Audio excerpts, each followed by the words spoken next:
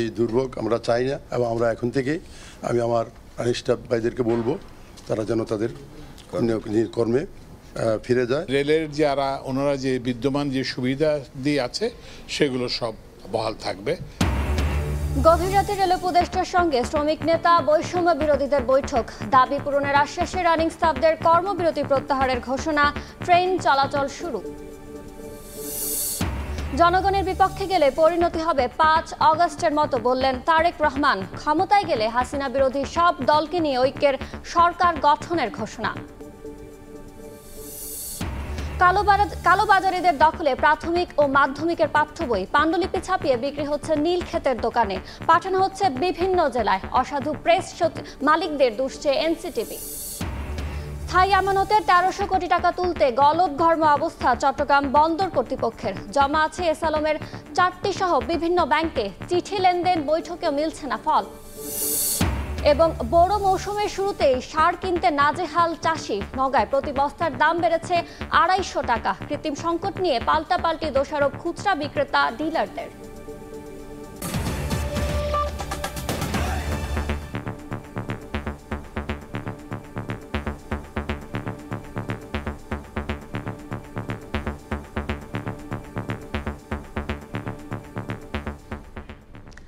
ভোরের সময় সঙ্গে আছি আমি ইয়ানুর শিফাত।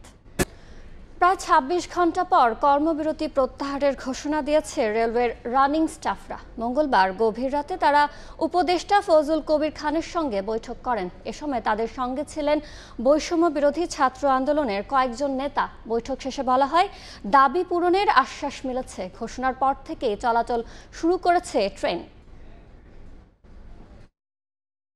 সোমবার মধ্যরাতে শুরু হয়েছিল কর্মবিরতি, প্রত্যাহারের ঘোষণাও এলো মধ্যরাতে। মঙ্গলবার গভীর রাতে রেল উপদেষ্টা ফজলুল কবির খানের বাসায় বৈঠকে বসেন রানিং স্টাফ ও শ্রমিক কর্মচারী ইউনিয়নের নেতারা। বৈঠকে শ্রমিক নেতাদের সঙ্গে ছিলেন বৈষম্য বিরোধী ছাত্র আন্দোলনের আহ্বায়ক হাসাত আব্দুল্লাহ সহ বেশ কয়েকজন। প্রায় ঘণ্টাখানিকের বৈঠক শেষে কর্মবিরতি প্রত্যাহারের সিদ্ধান্তের কথা জানান রানিং স্টাফ ও শ্রমিক কর্মচারী ইউনিয়নের সাধারণ সম্পাদক। দীর্ঘদিন ধরে মাইলেজ ভাতা পেয়ে আসছিলেন রেলের রানিং স্টাফরা। ২০২১ সালের নভেম্বরে ভাতা কমানো হলে দীর্ঘদিন ধরে আন্দোলন করে আসছিলেন তারা। সবশেষ সোমবার বেশ কয়েকটি দাবি আদায়ে কর্মবিরতিতে যান। সুবিধা না থাকলে রানিং এ চাকরি করা আমাদের সম্ভব না, যেহেতু আমরা মাসের ২০ দিন আমাদের বাইরে থাকতে হয়। শ্রমিক নেতাদের পাশাপাশি বৈঠক শেষে সাংবাদিকদের সঙ্গে কথা বলেন রেল উপদেষ্টা ফজলুল কবির খানও। বলেন, যেসব সুযোগ সুবিধা আগে ছিল সেগুলোই বহাল রাখা হবে। রেলের যারা ওনারা যে বিদ্যমান যে সুবিধা দিয়ে আছে সেগুলো সব বহাল থাকবে। আগে থেকে চলে যেগুলো আসছে সেগুলোতে কোনো হবে না, পরিবর্তন হবে না। এর আগে ২৬ ঘন্টার কর্মবিরতির কারণে চরম দুর্ভোগ পোহাতে হয় বিভিন্ন গন্তব্যের উদ্দেশ্যে স্টেশনে আসা যাত্রীদের। অনেকে কর্মবিরতির কথা না জানায় পরিবার পরিজন নিয়ে বিপাকে পড়েন। এক পর্যায়ে টিকিট ফেরত নেওয়ার ঘোষণা দেয় রেল কর্তৃপক্ষ। ট্রেন চলাচল বন্ধ থাকায় যাত্রীদের গন্তব্যে পৌঁছে দেয় বিআরটিসি বাস। ফারদিন মাঝার, সময় সংবাদ, ঢাকা। এই মুহূর্তে রাজশাহী রেলওয়ে স্টেশনে আছেন সহকর্মী মওদুদ রানা। সরাসরি যাচ্ছে তার কাছে। একদিনের ধর্মঘটের পর আবারও চলাচল শুরু করেছে ট্রেন। আমি রয়েছি এই মুহূর্তে রাজশাহী রেলওয়ে স্টেশনে এবং আমরা যেটি দেখেছি যে রাজশাহী থেকে খুলনার মধ্যে যে সাগরদাড়ি ট্রেন চলাচল করে, সেই সাগরদাড়ি এক্সপ্রেস আসলে যাত্রা শুরুর জন্য অপেক্ষা করছেন। তারা বলছেন যে ৬টার কিছু পরেই এই ট্রেনটি রাজশাহীর থেকে খুলনার উদ্দেশ্যে ছেড়ে যাবেন। এবং আমরা যেটি দেখেছি যে শেষ মুহূর্তে যারা যাত্রী রয়েছেন তারা আসলে এই ট্রেনটি ধরার চেষ্টা করছেন। তারা যেটি বলছেন যে তারা জানতেন না যে ট্রেনটি যাবে, যেহেতু আজ যে রাত ২:৩০টার দিকে এই ট্রেন চলাচল শুরু করবে এবং সেমনটি কিন্তু ঘোষণা দিয়েছিলেন ধর্মঘটের প্রত্যাহারের পর। তারপরে যারা এই সংবাদটি জানতে পেরেছেন যে সকাল থেকে ট্রেন আগের মতো চলাচল করবে, তারাই কিন্তু রেল স্টেশনে এসেছেন এবং তারা যাত্রী হিসাবে যাচ্ছেন। আমরা যে এই স্টেশনের কর্তৃপক্ষের সাথে কথা বলেছিলাম, তারা যেটি বলছেন যে বিভিন্ন গণমাধ্যমে যাত্রীরা জানতে পেরেছেন যে সকাল থেকেই পুনরায় ট্রেন চলাচল শুরু হবে, সেই প্রেক্ষিতেই যাত্রীরা এসেছেন। এবং তারা যেটি বলছেন, যেহেতু টিকিট বিক্রির সংখ্যা খুবই কম ছিল, সে কারণে যারা যাত্রী রয়েছেন তারা যত দ্রুত সম্ভব তারা স্টেশনে পৌঁছেছেন এবং তারপরে টিকিট সংগ্রহ করেছেন এবং তারা ট্রেনে উঠছেন। আমরা যেটি দেখেছি যে এখন পর্যন্ত ঢাকার ট্রেনগুলো এখানে স্টেশনে রয়েছেন এবং সেখানেও কিছু কিছু যাত্রী আসছেন এবং খুলনার এই সাগরদাড়ি এক্সপ্রেসের কথা যদি বলি, এখানে মোট যে আসন রয়েছে তার 20% যাত্রী এসে পৌঁছেছেন। তারা যেটি বলছেন যে বেশিরভাগ যাত্রী যেহেতু এই ধর্মঘট প্রত্যাহারের খবর জানতেন না, যার ফলে যেসব যাত্রীরা জানতেন এবং যারা স্টেশনের কাছাকাছি ছিলেন তারাই আসলে পৌঁছাতে পেরেছেন। এবং আমরা বেশ কিছু যাত্রীর সাথে কথা বলেছি, তারা যেটি বলছেন যে গতকাল বেশ ভোগান্তির ঘটনা ঘটেছে। আজকে সকাল থেকে যেহেতু আবার আগের মতো এই ট্রেন চলাচল করবে সেই খবরে তারা খুশি হয়েছেন এবং তারা রেলওয়ে কর্তৃপক্ষকে ধন্যবাদ দিয়েছেন। তারা বলছেন যে এই ট্রেনটি চলাচলের মধ্য দিয়ে তাদের যে ভোগান্তি সেটি লাঘব হবে। আমরা স্টেশন মাস্টারের সাথে কথা বলেছিলাম, তিনি যেটি বলছেন যে তারা কোনো ধরনের যে ট্রেনের শিডিউল রয়েছে সেটি মিস করতে চান না, যারা যথাসময়ে এই ট্রেন রাজশাহী স্টেশন থেকে ছাড়তে চান এবং সে লক্ষ্যে তারা প্রস্তুতি নিয়েছেন। তারা বলছেন যে তাদের যে শিডিউলটি রয়েছে সেই শিডিউল অনুযায়ী এই ট্রেনগুলো তারা চালাবেন এবং যে ট্রেন যে সময় রাজশাহী স্টেশন থেকে ছাড়ার কথা সে সময় ছেড়ে যাবে এবং অন্যান্য যেসব ট্রেন আসার কথা সেগুলো আসবে। তারা বলছেন যে তারা সকাল থেকেই তাদের যে টিকিট কাউন্টার রয়েছে সেই টিকিট কাউন্টারটি চালু রেখেছেন, যাত্রীরা আসতে পারেন এবং টিকিট সংগ্রহ করে ট্রেনে উঠতে পারেন। এবং আমরা দেখেছি যে রাজশাহীর স্টেশনে অতিরিক্ত পুলিশ মোতায়েন রয়েছে যাতে কোনো ধরনের অনাকাঙ্ক্ষিত ঘটনা না ঘটে। আপনাকে জানিয়ে রাখি যে গতকাল রাজশাহী রেলওয়ে স্টেশনে যখন ধর্মঘটের কারণে ট্রেন চলাচল বন্ধ হয়ে গিয়েছিল তখন একদল যুবক কিন্তু এই স্টেশনে আসেন এবং তারা হামলা চালান, তারা ট্রেনে ভাঙচুর করেন। আপনাকে জানিয়ে রাখি যে সেই ট্রেনে যারা হামলা চালিয়েছিলেন, স্টেশনে যারা হামলা চালিয়েছিলেন তাদের যে মূল হোতা ছিলেন তাকে চুয়াডাঙ্গা থেকে গ্রেপ্তার করা হয়েছে এবং এই ঘটনায় রাজশাহীর যে রেলওয়ে থানা রয়েছে সেই রেলওয়ে থানায় স্টেশনে ভাঙচুরের ঘটনায় একটি মামলা দায়ের হয়েছে এবং সেই মামলায় তাকে গ্রেপ্তার করা হয়েছে। আপনাকে জানিয়ে রাখি যে এই রেলওয়ে স্টেশনে ভাঙচুরের পর কিন্তু যারা ছিলেন বিক্ষুব্ধ যাত্রী তারা কিন্তু চলে গিয়েছিলেন এবং কালকে দুপুরের পর থেকে আজ রাত অবধি স্টেশনে তেমন যাত্রী ছিলেন না, কিন্তু ভোর রাত অর্থাৎ দুপুর 2:30টার দিকে এই রানিং স্টাফদের যে চলমান ধর্মঘট সেটি যখন প্রত্যাহার করা হয় তারপরেই কিন্তু যাত্রীদের আনাগোনা বেড়েছে এবং যে স্টেশনের হাকডাক এবং যে চিরচারিত যে চিত্র সেই চিত্র কিন্তু ফিরতে শুরু করেছে। আমরা দেখেছি যে স্টেশনের রানিং যারা স্টাফ অফিসার রয়েছেন তারা ছাড়াও স্টেশনের অন্যান্য যেসব কর্মকর্তা কর্মচারী রয়েছেন তারা কিন্তু স্টেশনে রয়েছেন। সব মিলিয়ে আগের যে পরিস্থিতি সেটি কিন্তু রয়েছে, তবে যে যাত্রীরা রয়েছেন সেটি কিন্তু এই যে সাগরদাড়ি ট্রেনের কথা বলছিলাম যে সাগরদাড়ি এক্সপ্রেসের মধ্য দিয়ে যে বিরতি ছিল, যে কর্মবিরতি ছিল, ধর্মঘট ছিল, তারপরে কিন্তু আবার ট্রেন চলাচল শুরু হচ্ছে এবং সেই ট্রেন চলাচলের শুরুর মধ্য দিয়ে যাত্রীদের ভোগান্তি কেটেছে এবং যাত্রীরা বলছেন যে তাদের যে ভোগান্তি সেই ভোগান্তি লাঘব হলো। এখন ট্রেনের যে শিডিউল রয়েছে, নির্ধারিত সময়সূচি রয়েছে, সেই অনুযায়ী ট্রেন রাজশাহী থেকে ছেড়ে যাবে এবং অন্যান্য স্টেশন থেকেও রাজশাহীতে আসবে তেমনটি প্রত্যাশা করেন যাত্রীরা। এবং এই ছিল রাজশাহী থেকে আমার কাছে সর্বশেষ। রাজশাহী রেলওয়ে স্টেশন থেকে সরাসরি যুক্ত হয়েছিলেন সহকর্মী মওদুদ রানা। অন্য প্রসঙ্গ, বিএনপির ভারপ্রাপ্ত চেয়ারম্যান তারেক রহমান বলেছেন জনগণের বিপক্ষে গেলে 5 অগস্টের মতো পরিণতি হবে। দলের কেউ আস্থা নষ্ট করলে বিএনপি থেকে বের করে দেওয়ার হুঁশিয়ারিও দিয়েছেন তিনি। মঙ্গলবার খুলনা বিভাগে বিএনপির কর্মশালায় ভার্চুয়ালি যুক্ত হয়ে তিনি এ কথা বলেন। ক্ষমতায় গেলে হাসিনা বিরোধী সব দলকে নিয়ে ঐক্যের সরকার গঠনের ঘোষণা দিয়ে তিনি বলেন কেউ যদি জনগণ থেকে দূরে সরে যায় তার পরিণতিও হবে 5 অগস্টের মতো। রাষ্ট্রকাঠামো মেরামতের 31 দফা ও জনসম্পৃক্তি বিষয়ে খুলনা বিভাগ জেলা বিএনপির কর্মশালা। এতে লন্ডন থেকে ভার্চুয়ালি যোগ দেন দলের ভারপ্রাপ্ত চেয়ারম্যান তারেক রহমান। বলেন সরকার গঠন করতে সক্ষম হলে স্বৈরাচার হাসিনা বিরোধী সব রাজনৈতিক দলকে নিয়ে সরকার পরিচালনা করবে বিএনপি। বিএনপি নামক যে রাজনৈতিক দলটি, এই দলটির সম্ভাবনা সবচাইতে বেশি সরকার গঠন করার, এবং সরকার গঠন করলে এরাই মানুষের জন্য এবং দেশের জন্য কিছু করতে পারবে বলে মানুষের সেই আস্থা বা বিশ্বাসটা আছে। মানুষ বিএনপির ওপর আস্থা রাখতে চাইছে উল্লেখ করে তারেক রহমান বলেন কেউ যদি সেই আস্থা নষ্ট করে তার বিরুদ্ধে কঠোর সিদ্ধান্ত নেওয়া হবে। জেলা নেতৃবৃন্দ আপনাদের সকল উপজেলা বা থানাদেরকে নিয়ে বসবেন। থানা নেতৃবৃন্দ আপনারা আপনাদের ইউনিয়ন বা পৌরসভা এই সকলকে নিয়ে নেতৃবৃন্দকে নিয়ে বসবেন এবং আপনাদেরকে ছোট ছোট কর্মসূচি গ্রহণ করতে হবে। এখানে কোনো নির্দিষ্ট সময় নেই, সামনে একটি নির্বাচন আমাদেরকে পার হতে হবে। এই নির্বাচন পর্যন্ত আপনাদেরকে 31 দফা কর্মসূচির মানুষের কানে কানে নিয়ে যেতে হবে, ঘরে ঘরে নিয়ে যেতে হবে। নতুন সদস্য আমরা সংগ্রহ করছি না। একই দিন বিকেলে নয়াপল্টনে দলটির কেন্দ্রীয় কার্যালয়ে বিএনপির প্রাথমিক সদস্য নবায়ন কার্যক্রম উদ্বোধন করেন সিনিয়র যুগ্ম মহাসচিব রুহুল কবির রিজভী। আওয়ামী দোসররা যেন কোনোভাবে দলের ভেতরে ঢুকতে না পারে সেই বিষয়ে কঠোর নির্দেশনা দেন তিনি। নবায়নের উদ্দেশ্যটাই হচ্ছে যে আমরা শুনতে পাই নানাভাবে নানা দিক থেকে ঢোকার চেষ্টা করছে, মানে আওয়ামী ফ্যাসিবাদের কীট পতঙ্গরা, এই কীট পতঙ্গরা যাতে ঢুকতে না পারে এই ব্যাপারে মানে খুব শক্ত নির্দেশনা আমরা জেলাগুলোকে আমরা দিচ্ছি। দল থেকে বহিষ্কৃতদের নবায়নের আওতায় আনার সুযোগ নেই বলেও জানান বিএনপির এই জ্যেষ্ঠ নেতা।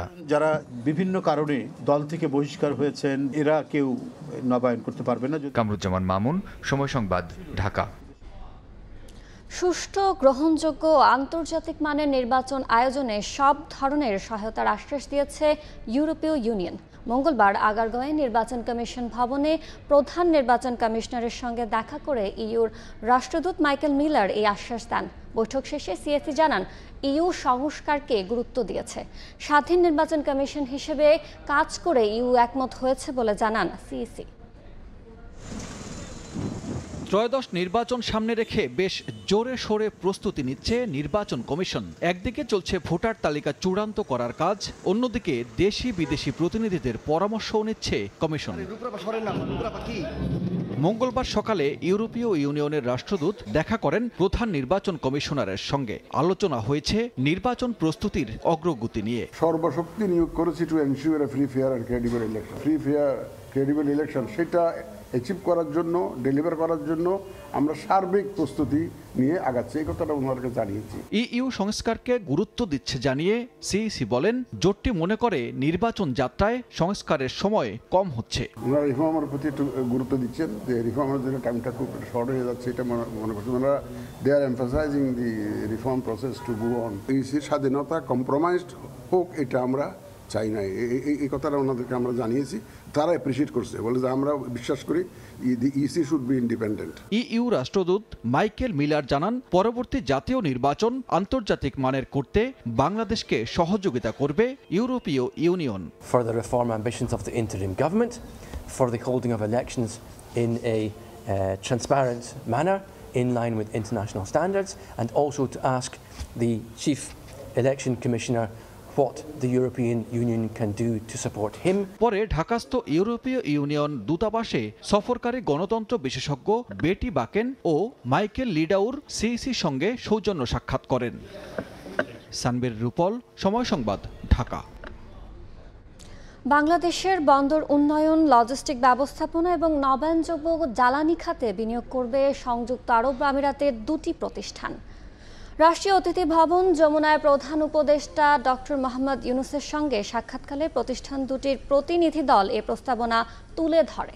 চট্টগ্রাম বন্দরের প্রস্তাবিত বে টার্মিনাল যৌথ উদ্যোগে নির্মাণ, পরিচালনা এবং রক্ষণাবেক্ষণের আগ্রহ প্রকাশ করেছে আবুধাবি পোর্টস গ্রুপ। অন্যদিকে নবায়নযোগ্য জ্বালানি খাতের প্রতিষ্ঠান মাদসার কক্সবাজার উপকূলীয় এলাকায় 250 মেগাওয়াট ক্ষমতা সম্পন্ন একটি সৌর বিদ্যুৎ প্রকল্পে $50 কোটি বিনিয়োগের প্রস্তাব করেছে।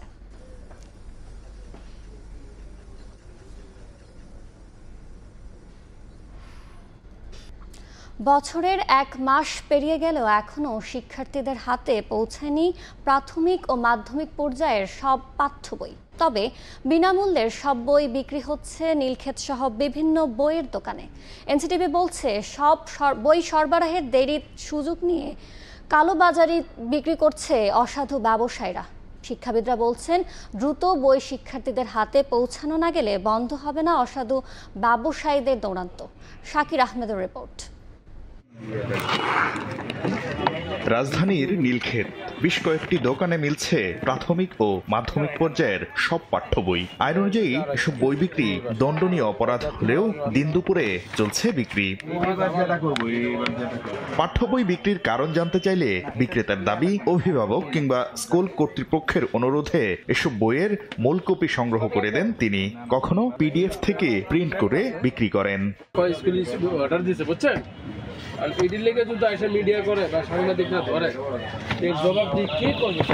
হাতে গোনা দু একটি বই দিয়ে শুরু হয়েছে নতুন বছরের শিক্ষা কার্যক্রম। মাস পেরিয়ে গেলেও এখনো সব বই পায়নি শিক্ষার্থীরা। শুধু ঢাকার নীলক্ষেত নয়, সারা দেশেই বিক্রি হচ্ছে বিনামূল্যের পাঠ্য বই। এমনকি ঢাকায় বই ছাপিয়ে তা বিক্রির জন্য সারা দেশে পাঠানো হচ্ছে। ইতোমধ্যে অভিযান চালিয়ে দেশের বিভিন্ন স্থান থেকে বিপুল পরিমাণ বই জব্দও করেছে আইনশৃঙ্খলা বাহিনী। শিক্ষা গবেষকরা বলছেন, সময়মতো পাঠ্য বই শিক্ষার্থীদের হাতে না পৌঁছানোর কারণে সুযোগ নিচ্ছে অসাধু ব্যবসায়ীরা। যারা দায়িত্বে আছেন তাদের দূরদৃষ্টিতার অভাব এবং যে তারা আসলে তারা যে এই কাজটাতে মানে পুরোপুরি দক্ষ না, এটা আসলে যে এক ধরনের ব্যর্থতার প্রমাণ দিলেন। খুব দ্রুত পাঠ্যপুস্তকের ব্যবস্থা করা দরকার শিক্ষার্থীদের জন্য। এনসিটিভি বলছে, কিছু কিছু প্রেস মালিক সঠিক সময়ে এনসিটিভিকে বই সরবরাহ না করে তা কালোবাজারে বিক্রি করছে। জড়িতদের বিরুদ্ধে নেওয়া হবে ব্যবস্থা। কিছু কিছু অসাধু প্রিন্টার এবং কিছু কিছু অসাধু ব্যবসায়ী এই কাজটি করছে। তো আমরা এগুলোর ব্যাপারে আমাদের গোয়েন্দা সংস্থাগুলি কাজ করছে, এনএসআই, ডিজিএফআই তারা কাজ করছে। এছাড়া দ্রুতই শিক্ষার্থীদের হাতে সব বই পৌঁছাতে মনিটরিং ব্যবস্থা জোরদার করা সহ বেশ কিছু উদ্যোগ নেয়ার কথা জানিয়েছেন এনসিটিভির চেয়ারম্যান। শাকির আহমেদ, সময় সংবাদ, ঢাকা। শিক্ষার্থীদের ওপর হামলাকারীদের বিচার নিশ্চিতের দাবিতে 24 ঘন্টার আলটিমেটাম দিয়েছে 7 কলেজের শিক্ষার্থীরা। মঙ্গলবার সন্ধ্যায় 5 দফা দাবি জানান তারা। এর আগে আলাদা কাঠামো সহ দাবি পূরণের আশ্বাসে কর্মসূচি প্রত্যাহার করেন 7 কলেজের শিক্ষার্থীরা। এদিকে পুলিশের বিরুদ্ধে হামলার অভিযোগে 3 দিনের মধ্যে তদন্ত করে ব্যবস্থা নেওয়া হবে বলে জানান স্বরাষ্ট্র উপদেষ্টা। আলাদা অনুষ্ঠানে শিক্ষা উপদেষ্টা বলেন, বিশ্ববিদ্যালয়ের মতো একটি নতুন কর্তৃপক্ষের মাধ্যমে 7 কলেজ পরিচালনার কথা ভাবছে সরকার। মঙ্গলবার সন্ধ্যায় ঢাকা কলেজের শহীদ মিনারে শিক্ষার্থীরা 24 ঘন্টার মধ্যে 7 কলেজের শিক্ষার্থীদের উপর হামলাকারীদের শাস্তির দাবি জানান। বলেন, দাবি পূরণ না হলে নতুন কর্মসূচি ঘোষণা করা হবে। এছাড়াও 15 দিনের মধ্যে বিশ্ববিদ্যালয়ের রূপরেখা প্রকাশ, 1 মাসের মধ্যে রাষ্ট্রপতির অধ্যাদেশের মাধ্যমে বিশ্ববিদ্যালয়ের কার্যক্রম চালু ও 7 কলেজের শিক্ষার্থীদের সাথে 2 দিনের মধ্যে আলোচনা সহ 5 দফা দাবি জানান 7 কলেজের শিক্ষার্থীরা। রাকিবকে যে পুলিশ কর্মকর্তারা পিটিয়েছে তাদের হত্যার উদ্দেশ্যে এই যে পুলিশ কর্মকর্তা আইডেন্টিফাই করার আগ পর্যন্ত প্রভিসি মামুন আহমেদ স্যার সহ যারা এর সাথে যুক্ত তাদের বিচার নিশ্চিত না করে আসলে কোনো সমাধান সম্ভব নয়। আগামী 15 দিনের মধ্যে বিশ্ববিদ্যালয়ের রূপরেখা প্রকাশ করতে হবে। 1 মাসের মধ্যে রাষ্ট্রপতির অধ্যাদেশের মাধ্যমে বিশ্ববিদ্যালয়ের কার্যক্রম শুরু করতে হবে। এর আগে মঙ্গলবার বিকেলে সচিবালয়ে স্বরাষ্ট্র উপদেষ্টা জাহাঙ্গীর আলম চৌধুরী ও তথ্য ও সম্প্রচার উপদেষ্টা নাহিদ ইসলামের সঙ্গে শিক্ষার্থী প্রতিনিধিদের বৈঠক অনুষ্ঠিত হয়। বৈঠক শেষে শিক্ষার্থী প্রতিনিধিরা গণমাধ্যমকে জানান, দাবি পূরণে আশ্বাস দেয়ায় কর্মসূচি প্রত্যাহার করেছেন তারা। ঢাকা কলেজ শিক্ষার্থী রাকিবের উপর পুলিশের হামলার বিষয়টি 3 দিনের মধ্যে তদন্ত করে ব্যবস্থা নেওয়া হবে বলেও আশ্বাস দেওয়া হয়েছে বলেও জানানো হয়। 7 কলেজ সংশ্লিষ্ট কোনো কমিটির সাথে প্রভিসি মামুন স্যার আর কোনোভাবে কানেক্টেড থাকবে না। শিক্ষার্থীদের উপরে নিউ মার্কেট থানা পুলিশের যে আক্রমণ তদন্ত করার জন্য 3 দিন সময় নেওয়া হয়েছে। অধিভুক্ত যে বাতিল হয়েছে সেই বিষয়ে কোনো সেশন জট যাতে না পড়ে, আশ্বস্ত না হওয়ার কোনো কারণই নেই, যেহেতু রাষ্ট্রের সর্বোচ্চ পজিশনের ব্যক্তিবর্গ আসলে আমাদের আশ্বাস দিয়েছেন। কতগুলি দাবি ছিল এবং সমস্যা ছিল, এগুলি নিয়ে আমাদের পুঙ্খানুপুঙ্খানু আলাপ হয়েছে এবং আমার ছোট ভাই যেটা বললেন এগুলি উনি যেটা বলতে এটা সবই ঠিক এবং এইভাবে আমরা এগুলি ব্যবস্থা নেব। এদিন সকালে নর্থ সাউথ বিশ্ববিদ্যালয়ের এক অনুষ্ঠানে শিক্ষা উপদেষ্টা ডক্টর ওয়াহিদ উদ্দিন মাহমুদ বলেন, বিশ্ববিদ্যালয়ের মতো একটি নতুন কর্তৃপক্ষের মাধ্যমে রাজধানীর 7 কলেজকে পরিচালনার কথা ভাবছে সরকার। একটা বিশ্ববিদ্যালয়ের মতো সমপর্যায়ের বা বিশ্ববিদ্যালয়ের মতো একটা কাঠামো তৈরি করে তাদেরকে পৃথক একটা প্রতিষ্ঠানে পরিণত করব। অনেকগুলো মডেল বিবেচনায় আছে।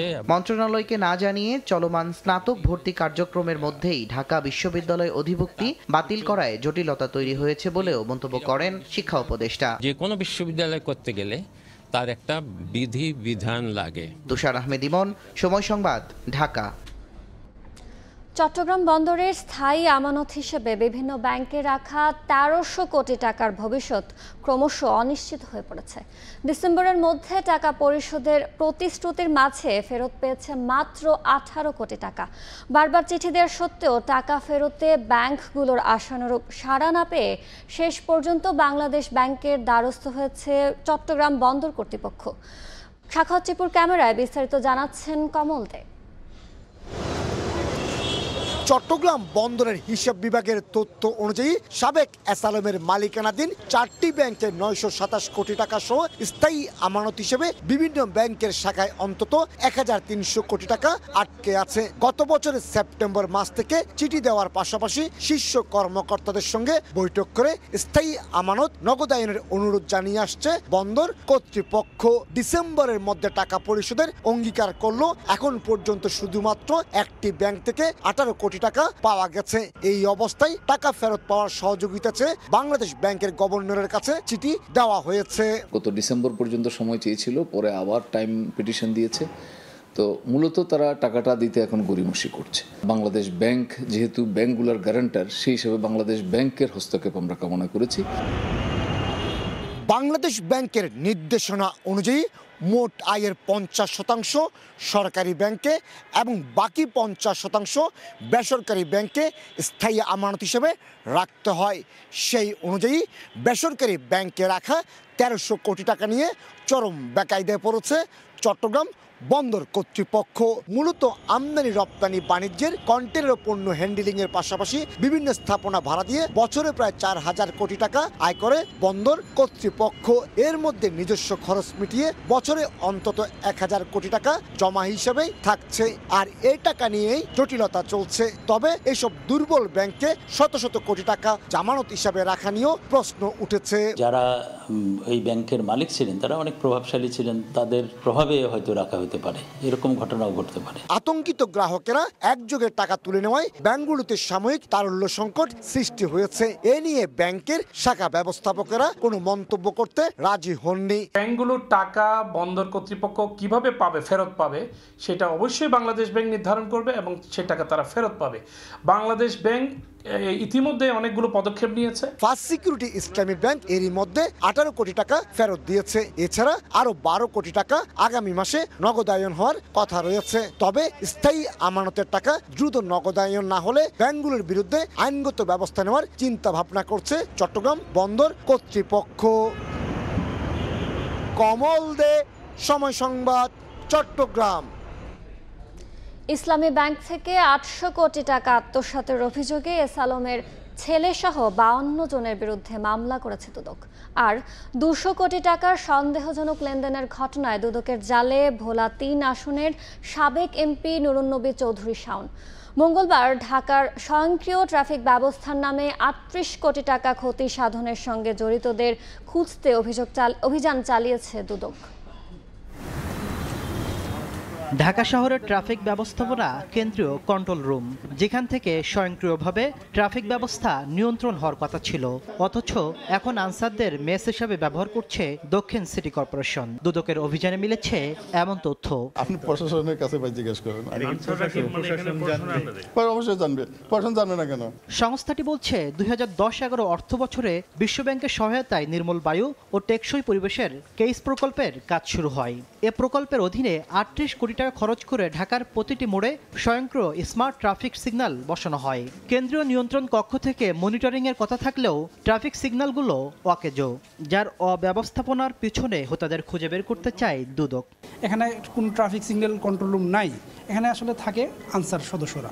মানে বাকি যে অভিযোগগুলো আছে এগুলোর নথিপত্র আমরা এখনো পাই নাই, পাওয়ার সাপেক্ষে আমরা দেখে তারপর কথা বলতে। এইখানে যে সিগন্যালটা ওনারা ইনস্টল করছিলেন সেই সিস্টেমটা টাইম বেসড মনিটরিং অথবা মেনটেনেন্স হয়নি। মেনটেনেন্স না হওয়ার কারণে জিনিসটা হয়তোবা কাজ করে নেই।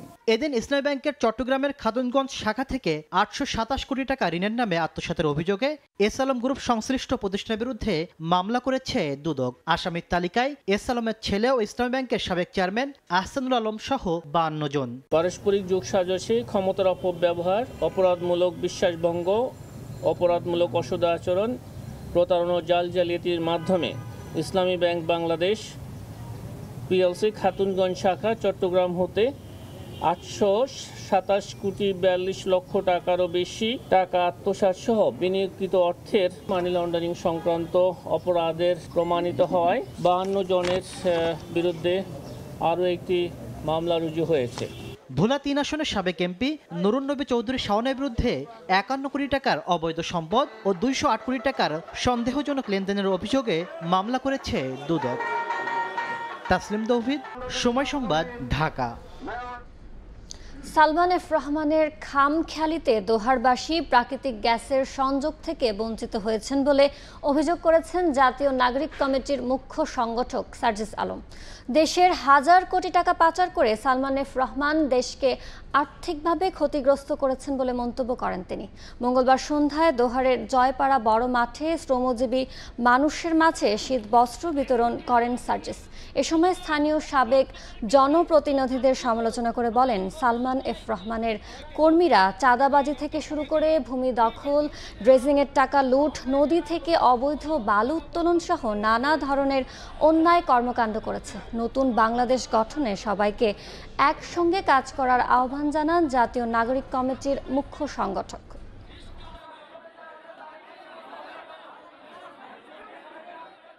এই দোহার নবাবগঞ্জের এক পার পদ্মার স্রোতে ভেঙে যাচ্ছে। এই দরবেশরা সেই টাকা লুটপাট করে নিজের পাঞ্জাবির ভিতর দিয়ে দেশের বাইরে পাচার করেছে। এই দরবেশরা শুধু একটা ব্যাংক থেকে 30,000 কোটি টাকা লুটপাট করেছে। এই টাকা যদি রাষ্ট্রের হয় তাহলে এই টাকা জনগণের। ভোরের সময় আরো থাকছে বৈধ যানের 3 গুণ বেশি অবৈধ। রাজশাহী নগরে ব্যাটারি চালিত অটোরিকশার দাপটে বাড়ছে যানজট। ট্রাফিক পুলিশের অভিযান শুরু হলেও কমছে না দুর্ভোগ। বড় মৌসুমের শুরুতে নওগাঁর বরেন্দ্র এলাকায় সারের সংকট তৈরির অভিযোগ উঠেছে। কৃষকরা জানান, সরবরাহ কমার অজুহাতে সব ধরনের সারের দাম বস্তাপ্রতি 250 টাকা পর্যন্ত বাড়িয়েছে ব্যবসায়ী ও ডিলাররা। তবে কেউ কৃত্রিম সংকট সৃষ্টি করলে ব্যবস্থা নেওয়ার আশ্বাস কৃষি বিভাগের। রকিবুল ইসলামের ছবিতে MR রকের রিপোর্ট। নওগাঁর বরেন্দ্র এলাকার মাঠ জুড়ে ধান রোপণে ব্যস্ত কৃষক। রোপণের শুরুতে জমিতে সার প্রয়োগ করতে হয়, তবে সেই সার কিনতে গিয়ে নাজেহাল চাষি। সরকার প্রতি কেজি এমওপি সারের দাম 20 টাকা, ইউরিয়া 27 টাকা এবং টিএসপির 27 টাকা দাম বেঁধে দেয়। কিন্তু জেলার মাঠ পর্যায়ে সারের কৃত্রিম সংকট তৈরির অভিযোগ উঠেছে। কৃষকদের অভিযোগ, সরবরাহ কমার অজুহাতে সব ধরনের সারের বস্তাপ্রতি 250 টাকা পর্যন্ত দাম বাড়িয়েছে ব্যবসায়ী ও ডিলাররা। সার কিনতে গেলে দোকানদার বলে যে সার নাই দোকানে, দাম এই লাগবে, হলে আসে না হলে নেই। 100 টাকা 200 টাকা বেশি, যার জন্য টাকা বেশি হলে দিচ্ছে। গতবারের চাই খরচটা অনেক বেশি, তো এবারে ধানের দামটা একটু বেশি রাখলে কৃষকরা বাঁচবে। এদিকে সারের দাম বৃদ্ধি নিয়ে পাল্টাপাল্টি অভিযোগ করছেন ডিলার ও খুচরা ব্যবসায়ীরা। বলতেছে বরাদ্দ আছে, মাল স্লো আসতেছে, বাজারে চাহিদা হয়ে গেছে বেশি, আমরা মেকআপ দিতে পারতেছি না। কিছু অসাধু ব্যবসায়ী যারা আছে তারা যদি এই সুযোগ নিয়ে থাকে, সরকারি বেসরকারি দোকানদার যারা খুচরা বিক্রি করে, তারা এই সুযোগ নিতে পারে। আর কেউ কৃত্রিম সংকট সৃষ্টি করলে ব্যবস্থা নেওয়ার গতানুগতিক আশ্বাস কৃষি বিভাগের। সরকার যে নির্ধারিত মূল্যে সেই মূল্যে বিক্রি হচ্ছে এবং এ ব্যাপারে আমরা সজাগ দৃষ্টি রাখছি যাতে সরকার নির্ধারিত মূল্যের চেয়ে বেশি মূল্যে বিক্রি না হয়। বিএডিসির 207 জন ও বিসিআইসির 127 জন নিবন্ধিত ডিলার নওগাঁয় সার সরবরাহে কাজ করছেন। জানুয়ারি থেকে মার্চ পর্যন্ত জেলায় 76,000 মেট্রিক টন ইউরিয়া, ডিএপি ও এমওপি সারের বরাদ্দ দেওয়া হয়েছে। MR রকি, সময় সংবাদ, নওগাঁ। বরেন্দ্র বহুমুখী উন্নয়ন কর্তৃপক্ষের সেচ প্রকল্পের কল্যাণে রাজশাহী বিভাগের ৮ জেলায় সারা বছরই জমিতে সেচের পানি পাচ্ছে কৃষক। ফলে সেচের পানির অভাবে আর নষ্ট হচ্ছে না কোনো জমির ফসল। তবে পানির স্তর নিচে নেমে যাওয়ায় অনেক গভীর নলকূপে পানি উঠছে না। এর জন্য নতুন করে নলকূপ স্থাপনের পরিকল্পনার কথা জানিয়েছে কর্তৃপক্ষ। সাইফুর রহমান, রকের রিপোর্ট। একসময় রাজশাহী বিভাগের বিভিন্ন এলাকায় সেচের অভাবে অনাবাদি থাকত শত শত হেক্টর ফসলি জমি। অপেক্ষা করতে হতো বর্ষার বৃষ্টির জন্য। বরেন্দ্র বহুমুখী উন্নয়ন কর্তৃপক্ষের সেচ প্রকল্প চালুর পর বদলাতে থাকে সে চিত্র। বর্তমানে বরেন্দ্র অঞ্চলের বিস্তীর্ণ মাঠ জুড়ে সরিষা, ভুট্টা, পেঁয়াজ, আলু সহ নানা রকম ফসলের সমারোহ। কৃষক বলছেন, স্মার্ট প্রিপেড কার্ডের মাধ্যমে প্রতি ঘন্টায় ১২০ থেকে ১৪৫ টাকায় দিনরাত জমিতে সেচ দিতে পারছেন তারা। ফলে আউশ, আমন ও রবি মৌসুমে অনাবাদি থাকছে না কোনো জমি। আগে সেচের ব্যবস্থা ছিল না, এখন সেচের ব্যবস্থার কারণে সবকিছু ফসলাদি হয়েছে আর কি। আগের থেকে এখন আমরা ৩-৪টা ফসল আমরা উৎপাদন করতে পারি। ডিপ টিউবওয়েল বরেন্দ্র হওয়াতে আপনার বিভিন্ন রকম ফসল করা যায়, যে যেটা করবে সেটাই করতে পারে। অল্প খরচে আমরা এই খাল থেকে পানি নিয়ে জমিতে সেচ দিতে পারি। বরেন্দ্র বহুমুখী উন্নয়ন কর্তৃপক্ষ বলছে, জেলাগুলোতে গভীর নলকূপ স্থাপনের পাশাপাশি নদী ও খাল খননের মাধ্যমে পানি সংরক্ষণ করে সারা বছরই কৃষকদের সেচ সুবিধা দেওয়া হচ্ছে। তবে পানির স্তর নিচে নেমে যাওয়ায় ভূগর্ভস্থ পানির উপর চাপ কমিয়ে ভূপরস্থ পানি ব্যবহার ও সেচের পানি কম লাগে এমন ফসল চাষে কৃষকদের উদ্বুদ্ধ করা হচ্ছে। আন্ডারগ্রাউন্ড পানির বাদ দিয়ে আমাদের গ্রাউন্ড ওয়াটার, বিশেষ করে পদ্মা নদী থেকে পানি যে আসে সেই পানির মাধ্যমে ডিপ টিউবওয়েল পরিচালনার জন্য ২৪ ঘন্টা এবং ৩৬৫ দিন প্রিপেড কার্ডের মাধ্যমে কৃষকদের সেচ দিয়ে থাকে। আমাদের ট্রান্সফরমার সবসময় ঝোলানো থাকে, সবসময় রেডি থাকে। কৃষক যখন চায় তখনই পানি নেওয়ার তারা সুযোগ পায়। এদিকে রাজশাহী, নওগাঁ, চাঁপাইনবাবগঞ্জ, নাটোর, বগুড়া ও পাবনায় পানির স্তর নিচে নেমে যাওয়ায় অনেক গভীর নলকূপে পানি উঠছে না। এছাড়া নষ্ট হয়ে গেছে ২০০-র বেশি নলকূপ। তাই এসব জেলায় নতুন আরও গভীর নলকূপ স্থাপনের পরিকল্পনা আছে বলে জানান সংশ্লিষ্ট কর্মকর্তা। যে এলাকায় এখনও গভীর নলকূপ স্থাপনের সুযোগ রয়েছে, বিশেষ করে রংপুর, ঠাকুরগাঁও, নাটোর এসব এলাকায় আমরা নতুন করে প্রজেক্ট নিচ্ছি, নিয়ে আমাদের সেচ যন্ত্রের সংখ্যা বৃদ্ধি করব। আমরা এখানে কমান্ড এরিয়া বৃদ্ধি করব, যেন ধানের আবাদ থেকে শুরু করে কৃষকরা ফসল গড়ে তুলতে পারে। বরেন্দ্র বহুমুখী উন্নয়ন কর্তৃপক্ষের তথ্য মতে রাজশাহী বিভাগে ৯১০০টি গভীর নলকূপ দিয়ে ৩ লাখ হেক্টর জমিতে সেচ সুবিধা দেয়া হচ্ছে। উপকারভোগী আছেন প্রায় ৫ লাখ কৃষক। সাইফুর রহমান, রকি, সময় সংবাদ, রাজশাহী। কন্দ জাতের চাষ শেষে নাটোরে রোপণ করা হচ্ছে বীজ পেঁয়াজের চারা। তবে ফলন ভালো হলেও হাসি নেই কৃষকের মুখে। তারা জানান, ভরা মৌসুমে ভারত থেকে আমদানি করায় বাজারে কমে গেছে দাম। ন্যায্য মূল্য নিশ্চিতে আগামী ৩ মাস আমদানি বন্ধের দাবি তাদের। আল মামুনের পাঠানো তথ্য, রকুনুজ্জামানের ছবি নিয়ে রিপোর্ট।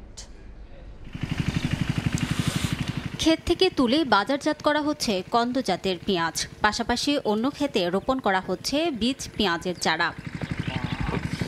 নাটোরের বাজারগুলোতে সরবরাহ বেড়েছে কন্দ পেঁয়াজ। পরবর্তী ফসল হিসেবে শুরু হয়েছে বীজ পেঁয়াজ চাষ। তবে ফলন ভালো হলেও হাসি নেই কৃষকের মুখে। তারা জানান, পেঁয়াজের ভরা মৌসুমে ভারত থেকে আমদানি করায় বাজারে দাম কমে গেছে। প্রতি কেজি উৎপাদনে ৪০ থেকে ৪৫ টাকা খরচ হলেও বাজারে বিক্রি হচ্ছে ২২ থেকে ৩২ টাকা দরে। এই অবস্থা বীজ পেঁয়াজের চারা উৎপাদনেও। প্রতিমন চারা উৎপাদনে ৭০০ থেকে ৮০০ টাকা খরচ হলেও বিক্রি হচ্ছে ৪০০ থেকে ৬০০ টাকায়। ন্যায্য মূল্য নিশ্চিতে আগামী ৩ মাস পেঁয়াজ আমদানি বন্ধের দাবি তাদের। বাজার যদি হলে কমে যায় তাহলে আমরা কৃষকেরা মরে শেষ হয়ে যাব। দিনকে দিন যত যাচ্ছে পেঁয়াজের দাম ততই কমতেছে। আজকের বাজারটা খুবই খারাপ। চারা হাটে নিয়ে গেলে নেওয়ার মানুষ নাই।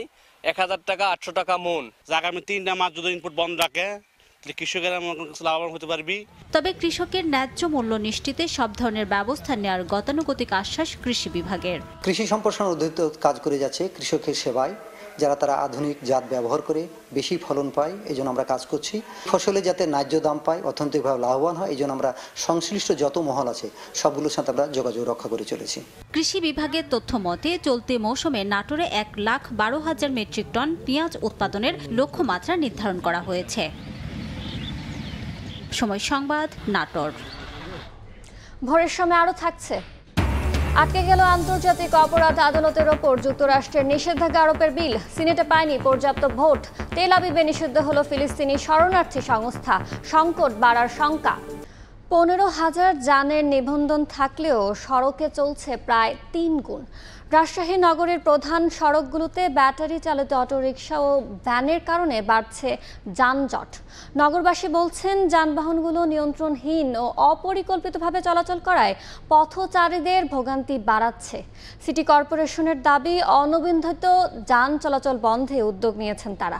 হাবিবুর রহমান পাপ্পুর ছবিতে মওদুদ রানার রিপোর্ট। রাজশাহী নগরীর ভদ্রামোড়ে পুলিশ বক্সের পাশে রাস্তার মাঝেই ব্যাটারি চালিত অটোরিকশার স্ট্যান্ড। এমন অপরিকল্পিত এসব স্ট্যান্ডের কারণে সড়কের মোড়গুলোতে যানজট লেগে থাকে। এতে প্রায়ই ঘটছে ছোট বড় দুর্ঘটনা। অটোরিকশা নিয়ন্ত্রণহীন চলাচলে নগরীর সাহেব বাজার, মণিচত্বর, লক্ষ্মীপুর মোড়, রেলগেট, তালাইমারি এলাকার যানজট দিনে দিনে বাড়ছে। এতে ভোগান্তিতে পড়েছে নগরবাসী। যেভাবে অটোগুলো বেআইনিভাবে রাস্তা ঘিরে দাঁড়ায়, যার কারণে অ্যাক্সিডেন্টের ঝুঁকি বাড়ে। সকালে অফিস টাইম এবং স্কুল টাইমটাতে একটু যানজট হয়। রাজশাহী সিটি কর্পোরেশনের তথ্য মতে নগরীতে তালিকাভুক্ত ব্যাটারি চালিত অটোরিকশা প্রায় 9,000, রিকশার সংখ্যা 5,800 এবং ভ্যান 200। তবে সড়কে চলছে প্রায় 40,000। এমনকি সকাল ও দুপুর 2 শিফটে চালানোর নির্দেশনা থাকলেও তা মানা হচ্ছে না। মহানগরীর বাইরের রিকশাও দিনের বেলায় শহরে ঢুকছে। মহাজনকে 500 টাকা দেওয়া লাগে, আমাদের 200-300 টাকা থাকে ধরেন। আমরা পেটের জ্বালাতে বাড়ালছি ধরেন। আমরা কই যাই দাঁড়াবো, কন দাঁড়ানোর তো জায়গা লাগবে।